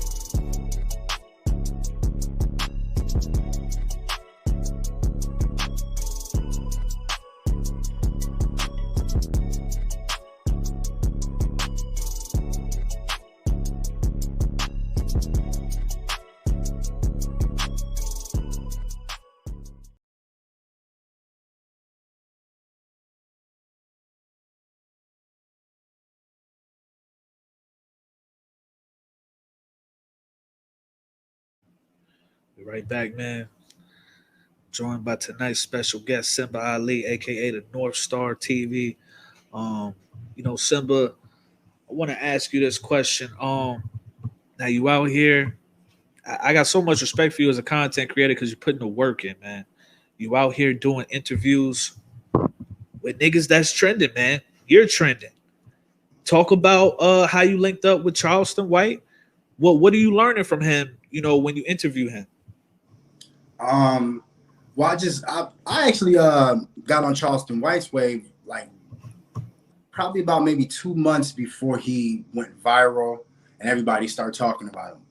I was kind of got put on the Charleston White through Facebook, and at that time, like he would have maybe 300, 200 people on his live. He had braids, and I was just like, man, it was the Trump support thing. We seek out, you know what I'm saying? So I'm like, oh, the nigga got a Trump hat on. Hey, so I started listening to his content, and he was making some very, very, very, very good points. And I also liked the energy that he had where he was bullying the people that bullied the black community. Like, if you're in a black community, the gangsters, get the fuck back in the house, bitch. Shut the fuck up, nigga. Hey, they kind of tell us what to do in the black community. They scare us. So it felt good to, when you get bullied, you always want to go get somebody else and watch them kick the bully's ass. So to hear him talk about Bloods and Crips and gang culture and daddies not being there and all the shit that was going on, all the delinquency that goes on in our community, to see him talk about it in the same way that I was talking about it kind of linked us, because I was like, we really are talking about it from a man. I don't give a fuck. You niggas, fuck everybody, man. Everybody in the black community that would get mad at what I'm saying, fuck you. Because how dare you get mad at what I'm saying and you just stepped over this 6-year-old kid that got shot 7 times. Didn't bother you. Just another day. But I get on here and I say something and oh man, he can't say that about George Floyd. Or then I'm like, man, please. I'm not going to let the hypocrisy of my black community is hurting us. So somebody needs to attack that fucking hypocrisy. And Charleston White did that. So, like I said, I shot at him. We was rapping for a taste. We was chopping it up, and then he hit. And then he started to get famous and shit. So I tried to hit him then. The phone wasn't so easy to get picked up then. You know what I'm saying? But I understand, you know what I'm saying? I'm like, oh, it's all good. You know, I understand niggas get on that wave and, you know, you're moving now. You know what I'm saying? So whatever. I was like, I'll catch him when he comes back down. So nonetheless, I think he got his YouTube channel shut off. He was off the circuits for a while. I was like, okay, this will probably be a good time to hit him up. He's not as active. He's not on YouTube. His channel's banned. He pissed off the Asians. So I was like, I reached out, hit him up, and he just picked up. He's like, what's up, my nigga? What's up going on? And I was like, yeah, I remember you, my nigga. Woo, woo, woo. And I was like, man, I want to do a podcast with you. I was like, I know you're busy. We can do we can do a Skype or whatever. He's like, no, man, I want to come to Minnesota. So flew him into Minnesota, set him up. You know, it was a quick interview. He was here just a day because I think he had to go through Vlad right after me. So yeah, it was just like that, you know, and cool brother, you know what I mean? He is a person that's kind of what's the word that I'm looking for? An acquired taste. You know what I'm saying? No homo. He has a personality with you know what I'm saying? Like no homo. But he has a personality that it can be hard to fuck with. You know what I'm saying? It can be really, really hard to fuck with if you're not versed in people. Right? See, that's where I think I win with a lot of people is because I've been around so many from the killers, like really real killers, to white people who've never seen anything, to all different kind of people. So it don't really rattle me. As you can see the difference in how in our interview when he got mad, I kind of got him to sit back down and calm down. Whereas when he got into it with Mob James, I saw that. Yeah. They never got back. You know what I'm saying? It was like Mob James, I think he left. He was mad. It was pretty much done from that argument with them. But see, me and Charleston, that we got an argument, which is on my Patreon. It's a 20-minute argument. We actually really got into it because we really got into it. But I was able to, that was at the beginning. So we were able to have almost a 3-hour conversation after the argument. So I think that not to blow my own horn, you know what I'm saying? But I do have an ability to just conversate and talk with people on a human level and kind of find out more about what they're truly, you know, trying to say, rather than whatever the image is. You know, the image of somebody can be this, but if you sit with Simba Ali, I'm going to peel back through that mainly because I'm curious, you know, I'm well-read, and I'm not intimidated. If you want to go out and fight, we can go out and fight, fam. We can go out right side. We can have a fist fight, and then let's come back in, have a drink, and finish the episode.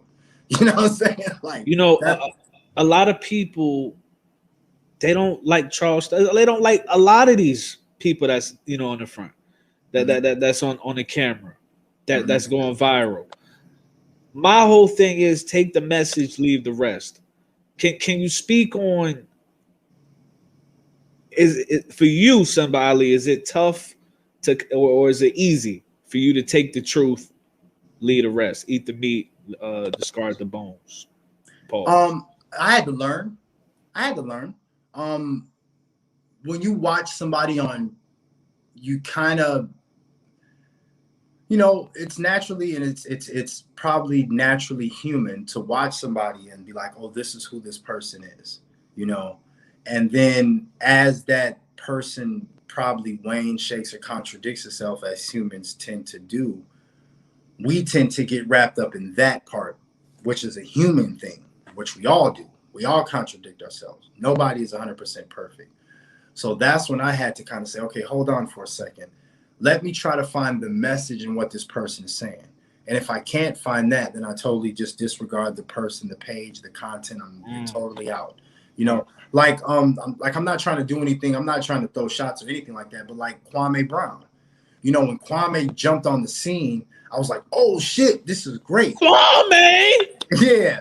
But like watching him now, it's almost like, okay, the star is burnt out. Like you're fighting with this dude, whoever the other guy is. He keeps calling him Tammy. He's fighting with him all the time.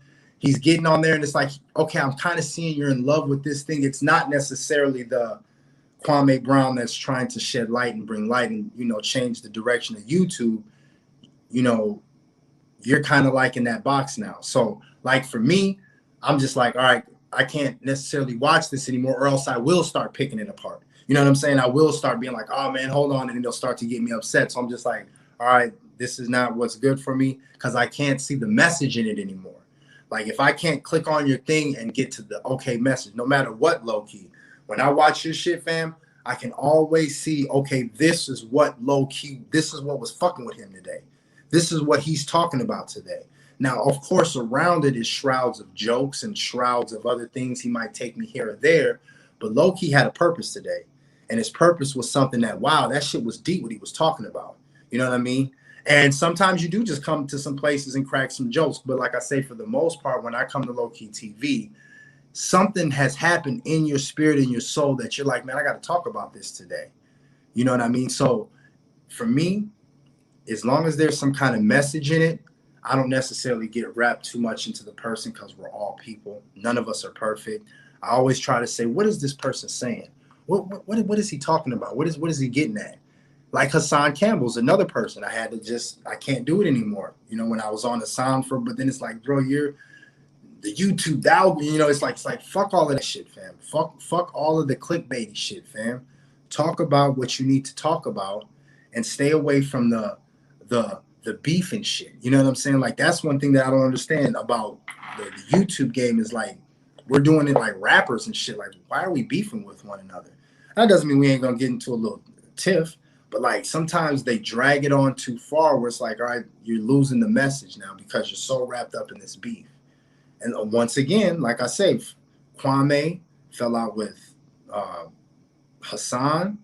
But think about the power that Hassan, Kwame, Charleston, you, me, if we all had a network.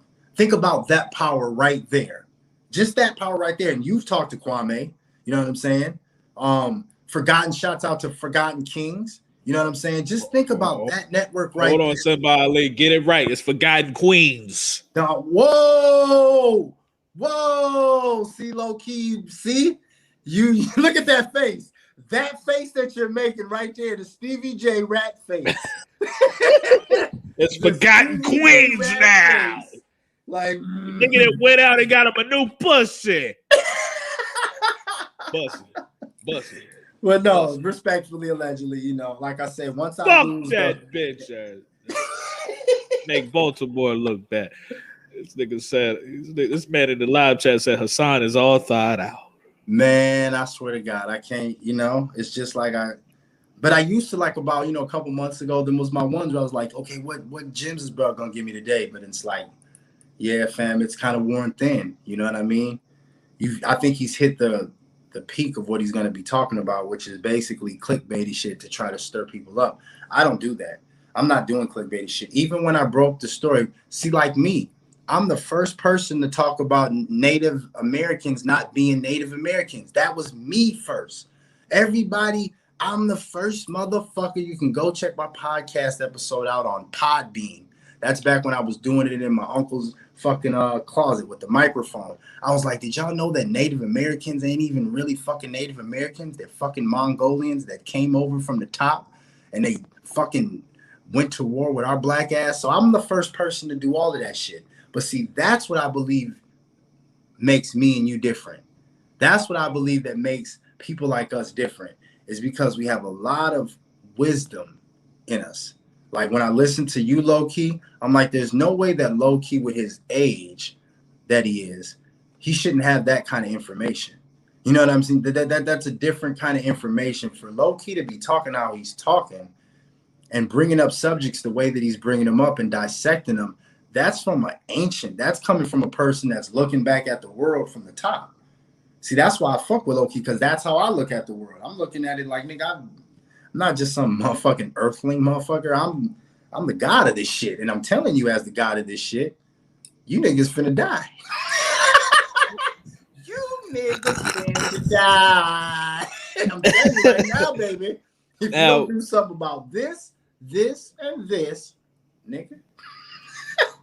We use that word. We talk about the word we, or we use the word we. Is we a dangerous word? And I mean that in the context of this journey, this dimension, realm, simulation, reality, whatever the fuck you want to call this moment in time.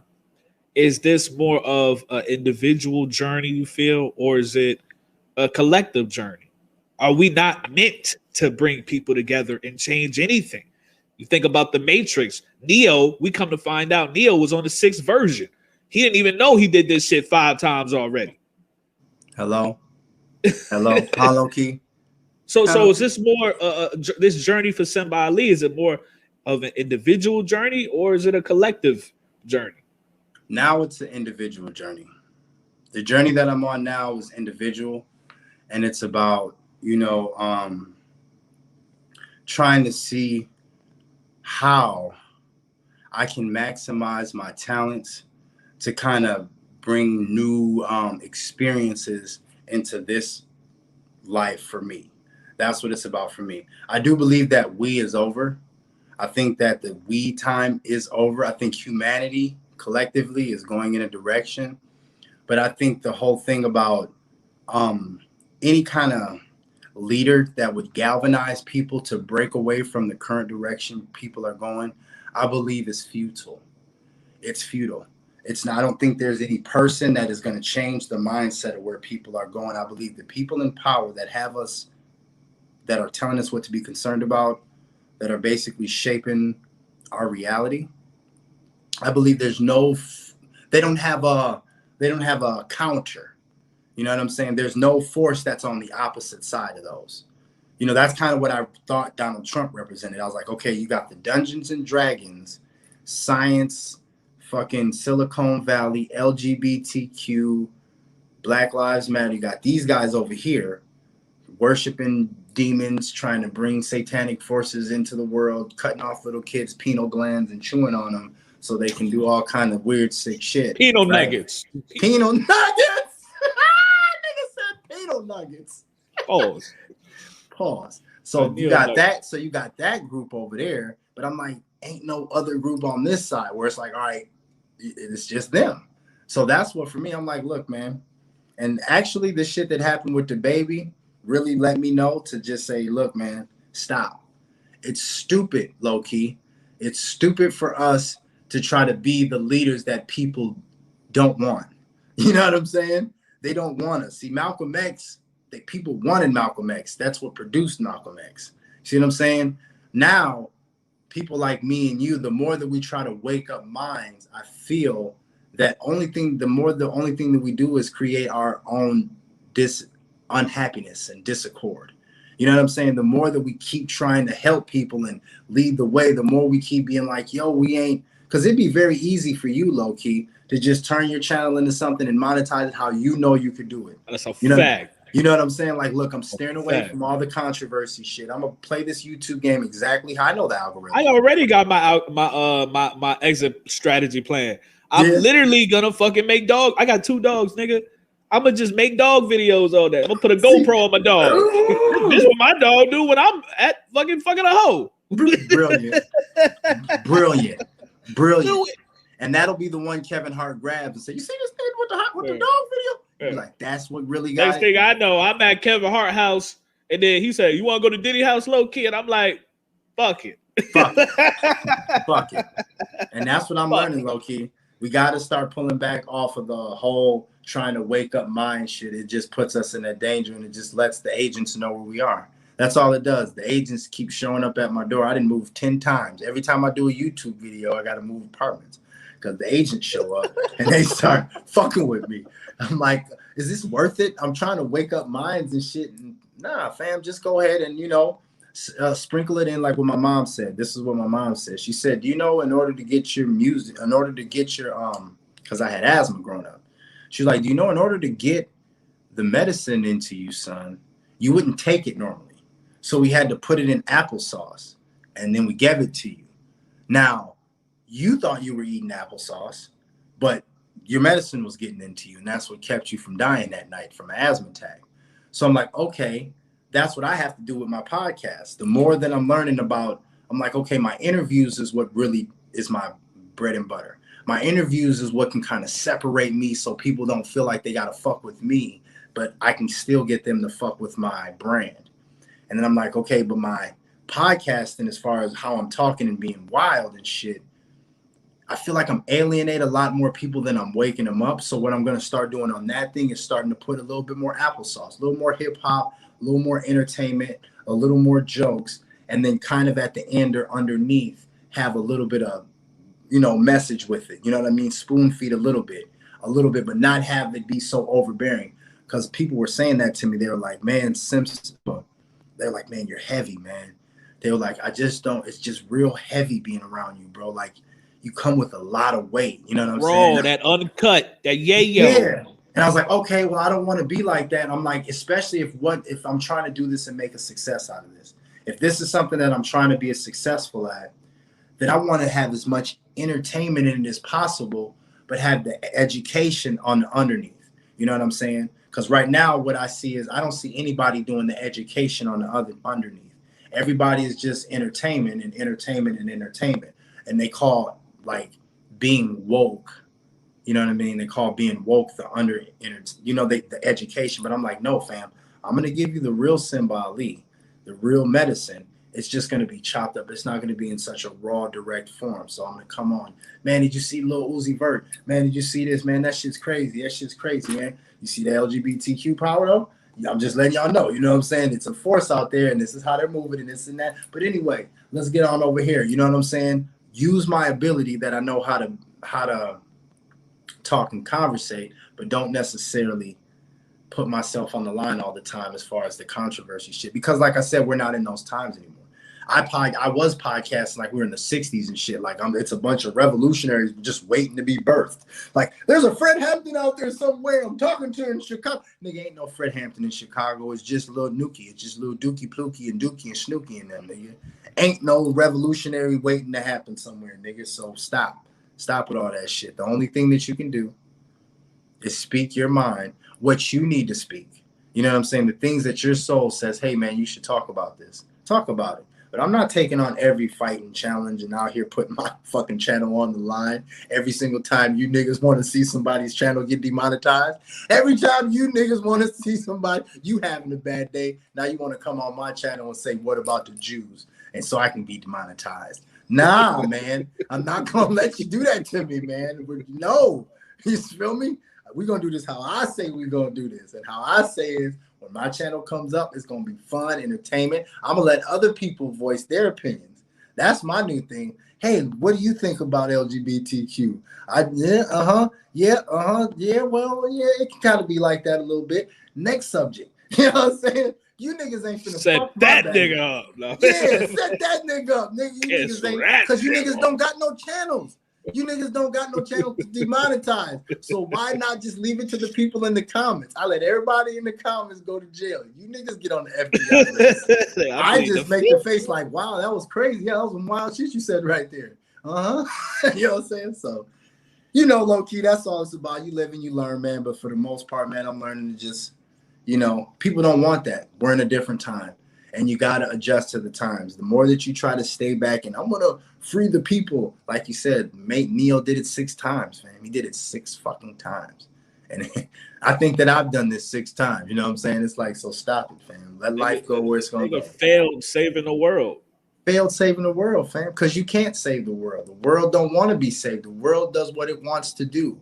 That's what's so funny. The universe is going to do what it wants to do. You can't fuck with the universe. The universe is the police. And you can't fuck with the police. I think you know what it is, bro? I think it's our ego, man. Yeah. As much as I don't want to believe I have an ego. But it's not even the ego. It's the fact that we're a movie civilization. So we watched on TV people save lives and worlds and be heroes and don't realize never in life has that happened. That never happened. There was never a hero in real life. Everybody just got along and got the fuck out the way. Heroes didn't come till Hollywood came. That was the first time a hero came, was when movies came on. Prior to movies, there was no fucking heroes. Prior to books and shit, there was no fucking heroes. People just lived, nigga. Anybody could be that nigga. You know what I'm saying? So, yeah, man. But like I said, you don't want to turn yourself into a person where you're like, I don't speak my mind. No, I speak my mind on the things that I feel like, you know what? I've given a lot of thought about this. This is something that I really feel about. I'm going to go ahead and speak about it. But as far as you know, being the rebel that's going to take on every cause out here that I see that's infiltrating. I can't do that. I can't do that because I keep putting myself and my family at risk. So, nope, I'm not going to be the fucking hero. Because, like I said, you guys don't even know how to protect your heroes, nigga. Look at the baby, nigga. What black community is gonna save me? So there we go. If I do, everybody out there watching Low Key TV right now, if Low Key TV does decide to be the fucking podcaster for the black community and fight LGBTQ and fight YouTube and fight all the fucking monsters out there, what the fuck are y'all gonna do? Y'all couldn't even fucking protect the baby. You couldn't stand up for the baby. So you're going to leave Low Key out there. Low Key going to put it on the line and say something that make everybody think what they need to be thought. And now Low Key, now the LGBTQ going to pull his channel off. Y'all going to go fuck with his Patreon? You know what I'm saying? Well, you know, that's why some people giving him a pass for apologizing because, you know, he didn't have people to really stand up for him. I got 3 quick questions left for Simba Ali. I really appreciate him for pulling up tonight. We up late night. You know, I personally feel like social media is nothing more, or what's going on social media is nothing more than cult wars. My cult versus your cult. Yeah. Who got the biggest cult? Yeah. Now, you know, Simba Ali, I already know that, you know, your channel is going to take off. Your name is already going to take off. When Simba Ali get his cult, well, what you going to do with your cult, nigga? What would I do with my cult? What you gonna do with your cult? I'm gonna sick them and to put pressure on the wealthy.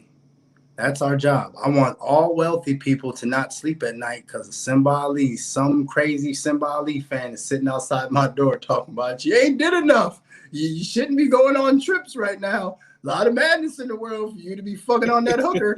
What are you niggas doing in the strip clubs, man? This is wrong. That's what I want. If you're rich, we need to put pressure on your motherfucking ass, man. Ain't no way you should be that rich, ain't doing no work. Man, do some motherfucking work with all that goddamn money, man. And you can still be rich and bald, nigga, but do some motherfucking work. So that's what my Starmy. I call them the North Starmy. Yeah, the Starmies. Yeah, it's a star army, nigga. And our whole purpose is to put pressure on the rich. Put pressure on rich. That's it. That's real shit. Yeah, that's it. Just do more. Just do more. Don't be rich and be an asshole. Be rich and righteous. That's all. Ain't nothing wrong with being rich, but be rich and righteous. Be rich and I've done what I'm supposed to do. I'm from this neighborhood. I'm honestly giving back and doing what I can do. Otherwise, you're going to have to star me on you, nigga. You ain't doing shit. Every time a nigga post something with some money, like, yeah, nigga, you're going to have niggas in their comments like, Simba said you ain't on shit. You didn't do this, and we need a YMCA. You know what I'm saying? Yeah, you fucking right, man. Fucking right. Put pressure on. You can't just take. That's what I don't like. The athletes and the entertainers just take and they take and they take and they take. We come pay to see you play. We watch you on TV. We buy your jerseys. We show up to your concerts. We buy your fucking drinks that taste like shit. And we support you and we support you. What do we get back? What do you ever do from us? Oh, I motivate you, nigga. I motivate you, nigga. Here, motivation. That's not motivation. That's not motivation. That's even more distraction. Now I want your gold chain, and I think that I got to do something stupid and quick to get it. Why would you not come back and help me? So Simba Ali is gonna say we shouldn't go to concerts. Why? No, nobody goes to concerts, so we don't support the rich unless they say what they're gonna do for us after. If Beyonce's coming to do a show, Beyonce, are you going to donate to there's some kids that need some shoes or some leather jackets or some computers, something. And we need to have these things ready so Beyonce don't have a lot of wiggle room when it comes time for the show, right? As soon as Beyonce puts us on the show, we got our shit ready. Yep, in Chicago, we need 3,200 computers on the south side. Easy money. And she'd probably be like, yeah, okay, show you hot sauce. She's probably like, you know, I got hot sauce in my bag. You know what I'm saying? Like, ass, motherfucker. But if all you niggas just keep coming and twerking, yeah, Beyonce, before you can do this show, the black community is going to need 3,200 computers for Crispus Attucks High School on the south side, Chicago. You know what I'm saying? We got to start having demands. That's what it's about now, demands, because, like I said, we got to barter. Our thing is hip-hop. We ain't going to have it for much longer, but we still do have it as far as the talent. And we have to start bartering that with stuff and letting people know that this is a black art form. This is a black art form. Can you imagine if fucking salsa, ding, ding, ding, ding, ding, ding, If that music was running the world, man, do you know how hard Mexicans would be making it? Mexicans would be making the world hard. What are you doing, Holmes? What are you fucking doing, man? You gotta get some fucking churros or some chiladas or some burritos. You gotta get some fucking essays and some guacamole and some tortillas. You know what I'm saying? Like, they just be looking sexy as hell when they be doing yeah, nigga, we got the most powerful fucking art form in the world, but yet it doesn't do anything to help the communities from which the rappers come from. It's almost like they like the hood being the hood so they can keep rapping about it. And that's one of the things that I want to attack. So yeah, a lot of people out here taking taking pride over genocide. Because like, yeah, nigga, we got the highest murder rate around here, nigga. We murder each other around here, nigga. Yeah. What?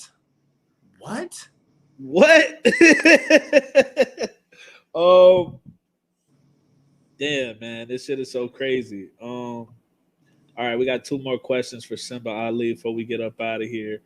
Where do you see? How do you see this whole, coronavirus, COVID-19? How do you see this playing out, man? How do you see this playing out? Well, like I said, me moving around the world, and I'm a ride share, I drive Lyft and shit, so I'm always assassinating presidents. Yeah. Simba Ali. Yeah. So me being in the world, I don't feel like anything is changing as far as COVID. I don't feel like things are going up, anything's different. But watching the news and seeing how you can almost feel like they're getting, it almost feels like they're getting ready for another scare.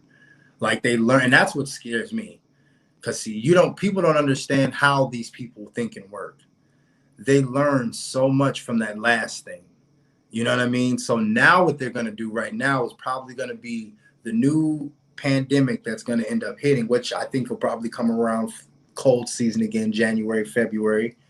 That cold season. I think it's going to actually do exactly what they wanted to do as far as going from a fiat currency, from the dollar bill. They're going to totally get that shit out of here. They're going to totally get the old infrastructure ways out of here and get us totally shifted into the direction that people kind of felt. You know what I'm saying?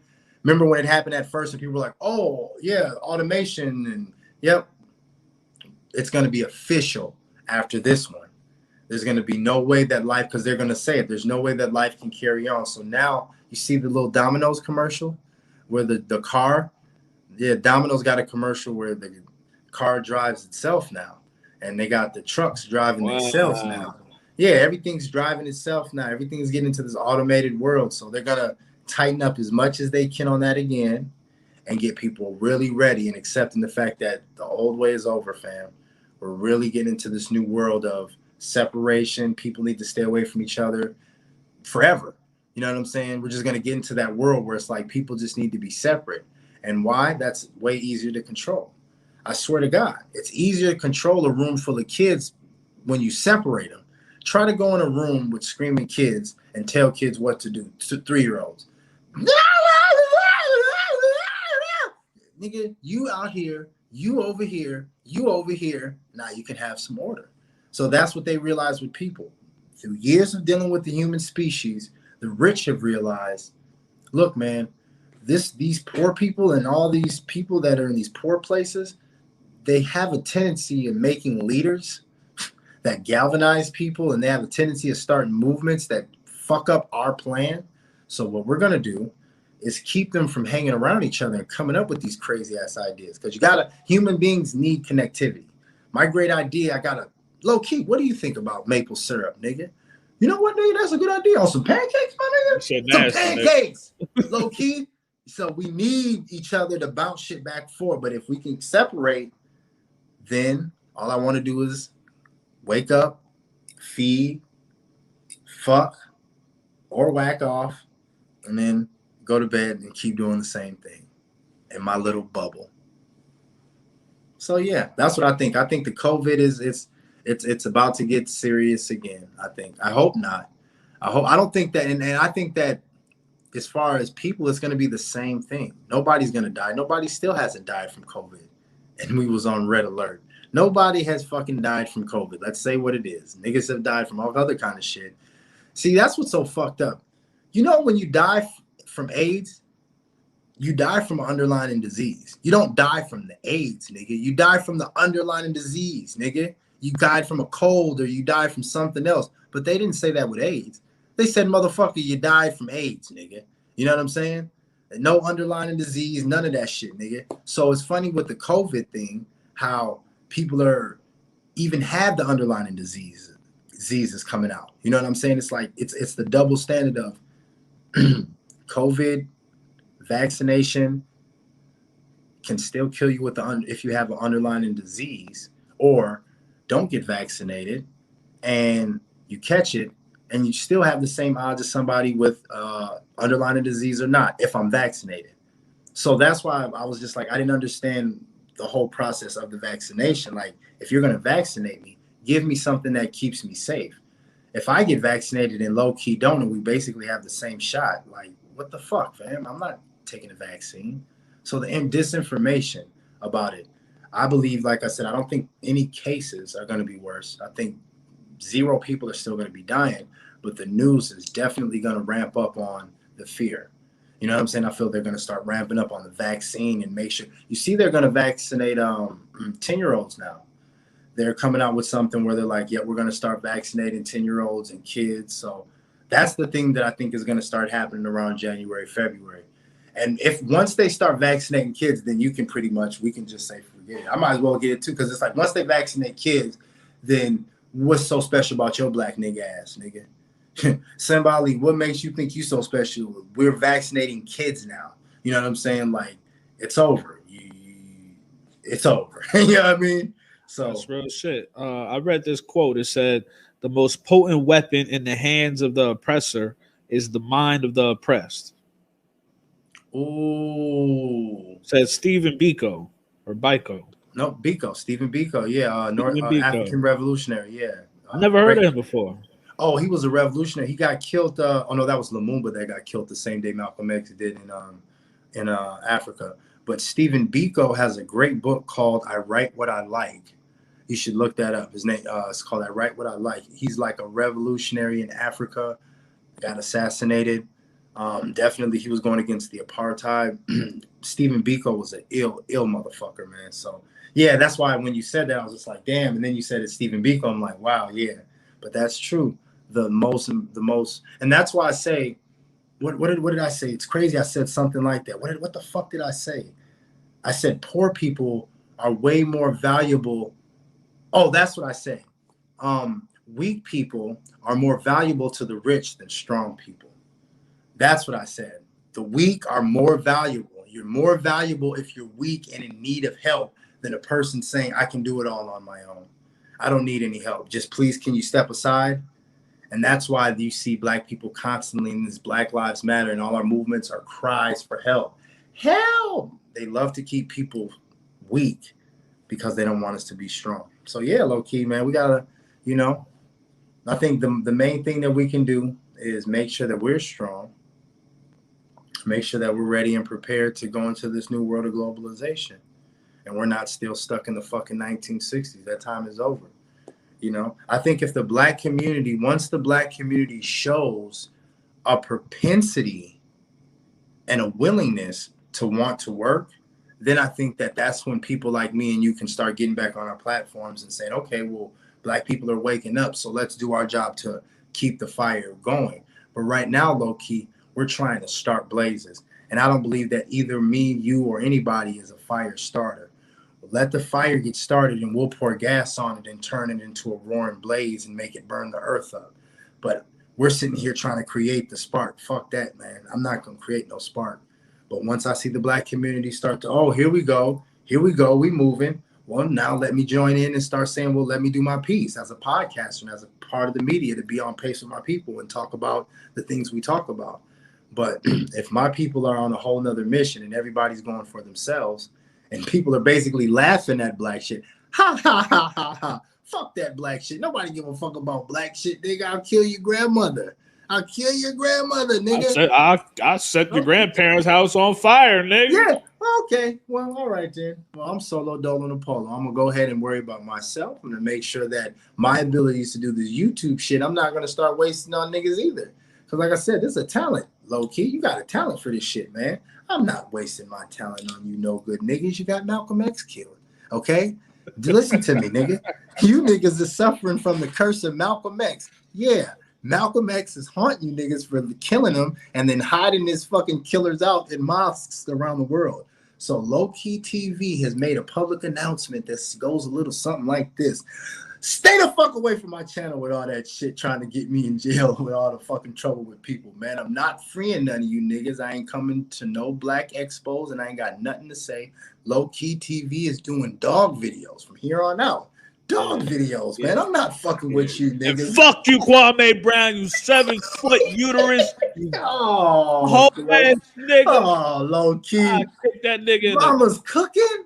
You gonna do mama's cooking like that? Kick that nigga in the Achilles, nigga, bring him down to my height. Poke that nigga in the eye, nigga, just bully him. Get that nigga swirly.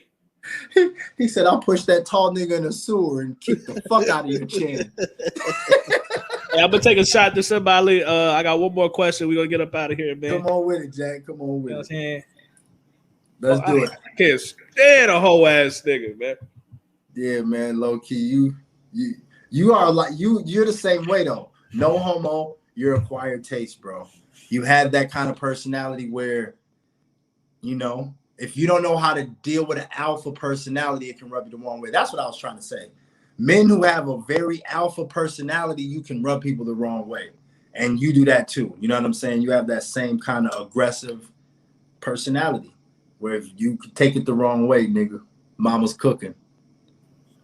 Mama dead. Fuck that nigga. Ah, God damn it. See, that's what I mean. You ain't even see my shirt. Anyway. Man, shout out Simba Ali for pulling up tonight. My last question to Simba Ali is Simba Ali, what do you want people to understand the most about you? Understand that I'm a good dude at heart. You know what I mean? I'm a very, very good guy. I love my mother. I love my grandmother. Love my aunts. I love black women. Sometimes I might get a little bit upset at the current template of black women, but that's black people. But I love my people. You know what I mean? I feel that it's my job to try to kind of wake them up if I can. You know what I mean? Through my words and through the things that I say. Not necessarily wake people up like I'm going to be the leader, but just maybe say the shocking things that people might be like, well, what he's saying is true. And that is something that we need to start dealing with. But at the end of the day, I'm a father. I coach my son's team. I teach in the community discover yourself. I teach inner city black kids how to deal with their problems internally. So like I tell a lot of people, try to not be so put off necessarily by how I say what I say and try to just listen to what it is that I'm saying. I tell people all the time, I'm a crack baby. You know, I'm a very, very different kind of brand of YouTuber and leader. I was born in the 80s. I'm not a crack baby, meaning my mom smoked crack. I mean, I'm the first generation of the kids being born of mothers who smoke crack. The crack baby was my best friends. The first crack babies on planet Earth, these were my best friends and who I played with. So I have that. I grew up in a time where I seen black people sell each other crack. So I have that. And I also speak the language of hip hop, right? So it really upsets me when I hear people say, well, you shouldn't say it like that. Well, I understand if my grandmother is saying that. I understand if my grandfather, my aunt, my uncle, maybe even my mom.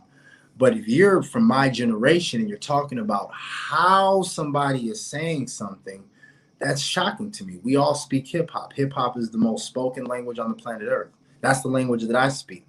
You know, my predecessor said, you know, hey, Mr. Policeman, but we say, fuck the police. That's hip hop, man. Fuck the police. You wonder why we call you bitch. We speak different with hip hop. So the only thing that I'm doing now is taking this hip hop language that I speak and turning it into podcasting. And instead of promoting death and devastation and delinquency, instead of getting on my podcast and talking about who rappers is shooting this rapper and what beefs are going on the East Coast or the West Coast, perpetuating the violence that already is out there, I'd rather turn my show into a place where people can kind of chuckle and laugh and be awoken to the true issues that are going on in the Black community. See, nobody talks about that. People don't talk about the true issues, right? We talk about those surface ones that white liberals say it's okay to talk about. But in the Black community, we have a lot of things that is like, hey, are we going to talk about this? And that's what my podcast does. Oh, we're going to talk about it on this podcast. We're going to laugh. We're going to joke. What we ain't going to do is run away from what we need to talk about. And if talking about it, if that's something that after my show you can throw over your shoulder, who gives a fuck? Or if it's something that stays with you, damn, Simba Ali, man, that shit was deep what he said about us, man. Yeah, he said Black women got dead DNA on their head, dead white women DNA on their head. That shit bothered me today. Native Americans ain't really, is that true? Let me see. That's what my job is. Send you on a mission to think, about a certain subject that you may not have thought about before. And I speak about alpha Black masculinity. I don't bite my tongue. I speak how grandpa spoke, walking around with his dick swinging in his motherfucking sweatpants. I speak like the old men speak. That's me. I come from a lot of powerful people. So once again, I'm a great person. The North Star TV on YouTube. Check me out. Simba Ali, the number 5 IMBA _ Ali, Cash App, Simba Ali. But yeah, we the new YouTubers, man, and we're more authentic than the predecessors. The guys that came before us kind of struck gold a little bit. Me, low key, we're the new generation of YouTubers that are a little bit more authentic. So if you like authenticity, this is the place where you want to stop by. That's real shit, man. I appreciate somebody for pulling up. I've been trying, honestly, I've been putting off this interview for like a year. So, to show you how real Simba is, he still come through. You know what I'm saying? He showed love. So I definitely need y'all to support him. Go follow him on Instagram. Go subscribe to his channel. Hop up in the comment section and hit up his Cash App, man. The Cash App is on the screen. All his links to his channels and his podcast will be available in the description, and it'll be pinned in a comment. Simba Ali, salute to you, man. A nigga with honor. My nigga, man. This was fun, low key. Anytime, bro. You let me know. Yeah, man. We could do this. Salute. Salute, bro.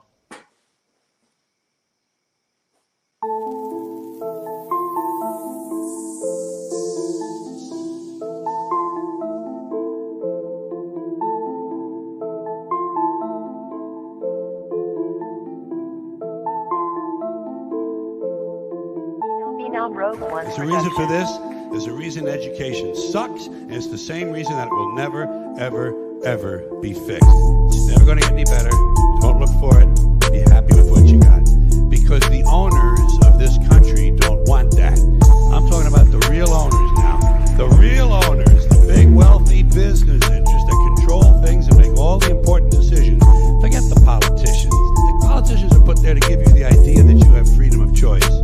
You don't. You have no choice. You have owners. They own you. They own everything. They own all the important land. They own and control the corporations. They've long since bought and paid for the Senate, the Congress, the state houses, the city halls. They got the judges in their back pockets. And they own all the big media companies, so they control just about all of the news and information you get to hear. They got you by the balls. They spend billions of dollars every year lobbying to get what they want. Well, we know what they want. They want more for themselves and less for everybody else. But I'll tell you what they don't want. They don't want a population of citizens capable of critical thinking. They don't want well-informed, well-educated people capable of critical thinking. They're not interested in that. That doesn't help them. That's against their interest. That's right. They don't want people who are smart enough to sit around the kitchen table and figure out how badly they're getting fucked by the system that threw them overboard 30 fucking years ago. They don't want that. You know what they want? They want obedient workers.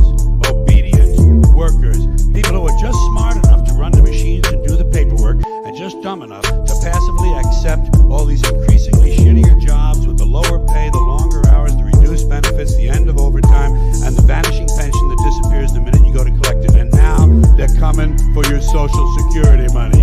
They want your fucking retirement money. They want it back so they can give it to their criminal friends on Wall Street. And you know something? They'll get it. They'll get it all from you sooner or later because they own this fucking place. It's a big club, and you ain't in it. You and I are not in the big club. By the way, it's the same big club they used to beat you over the head with all day long when they tell you what to believe. All day long, beating you over the head in their media, telling you what to believe, what to think, and what to buy. The table is tilted, folks. The game is rigged, and nobody seems to notice. Nobody seems to care. Good, honest, hardworking people, white collar, blue collar, doesn't matter what color shirt you have on. Good, honest, hardworking people continue. These are people of modest means. Continue to elect these rich cocksuckers who don't give a fuck about them. They don't give a fuck about you. They don't give a fuck about you. They don't care about you at all. At all. At all.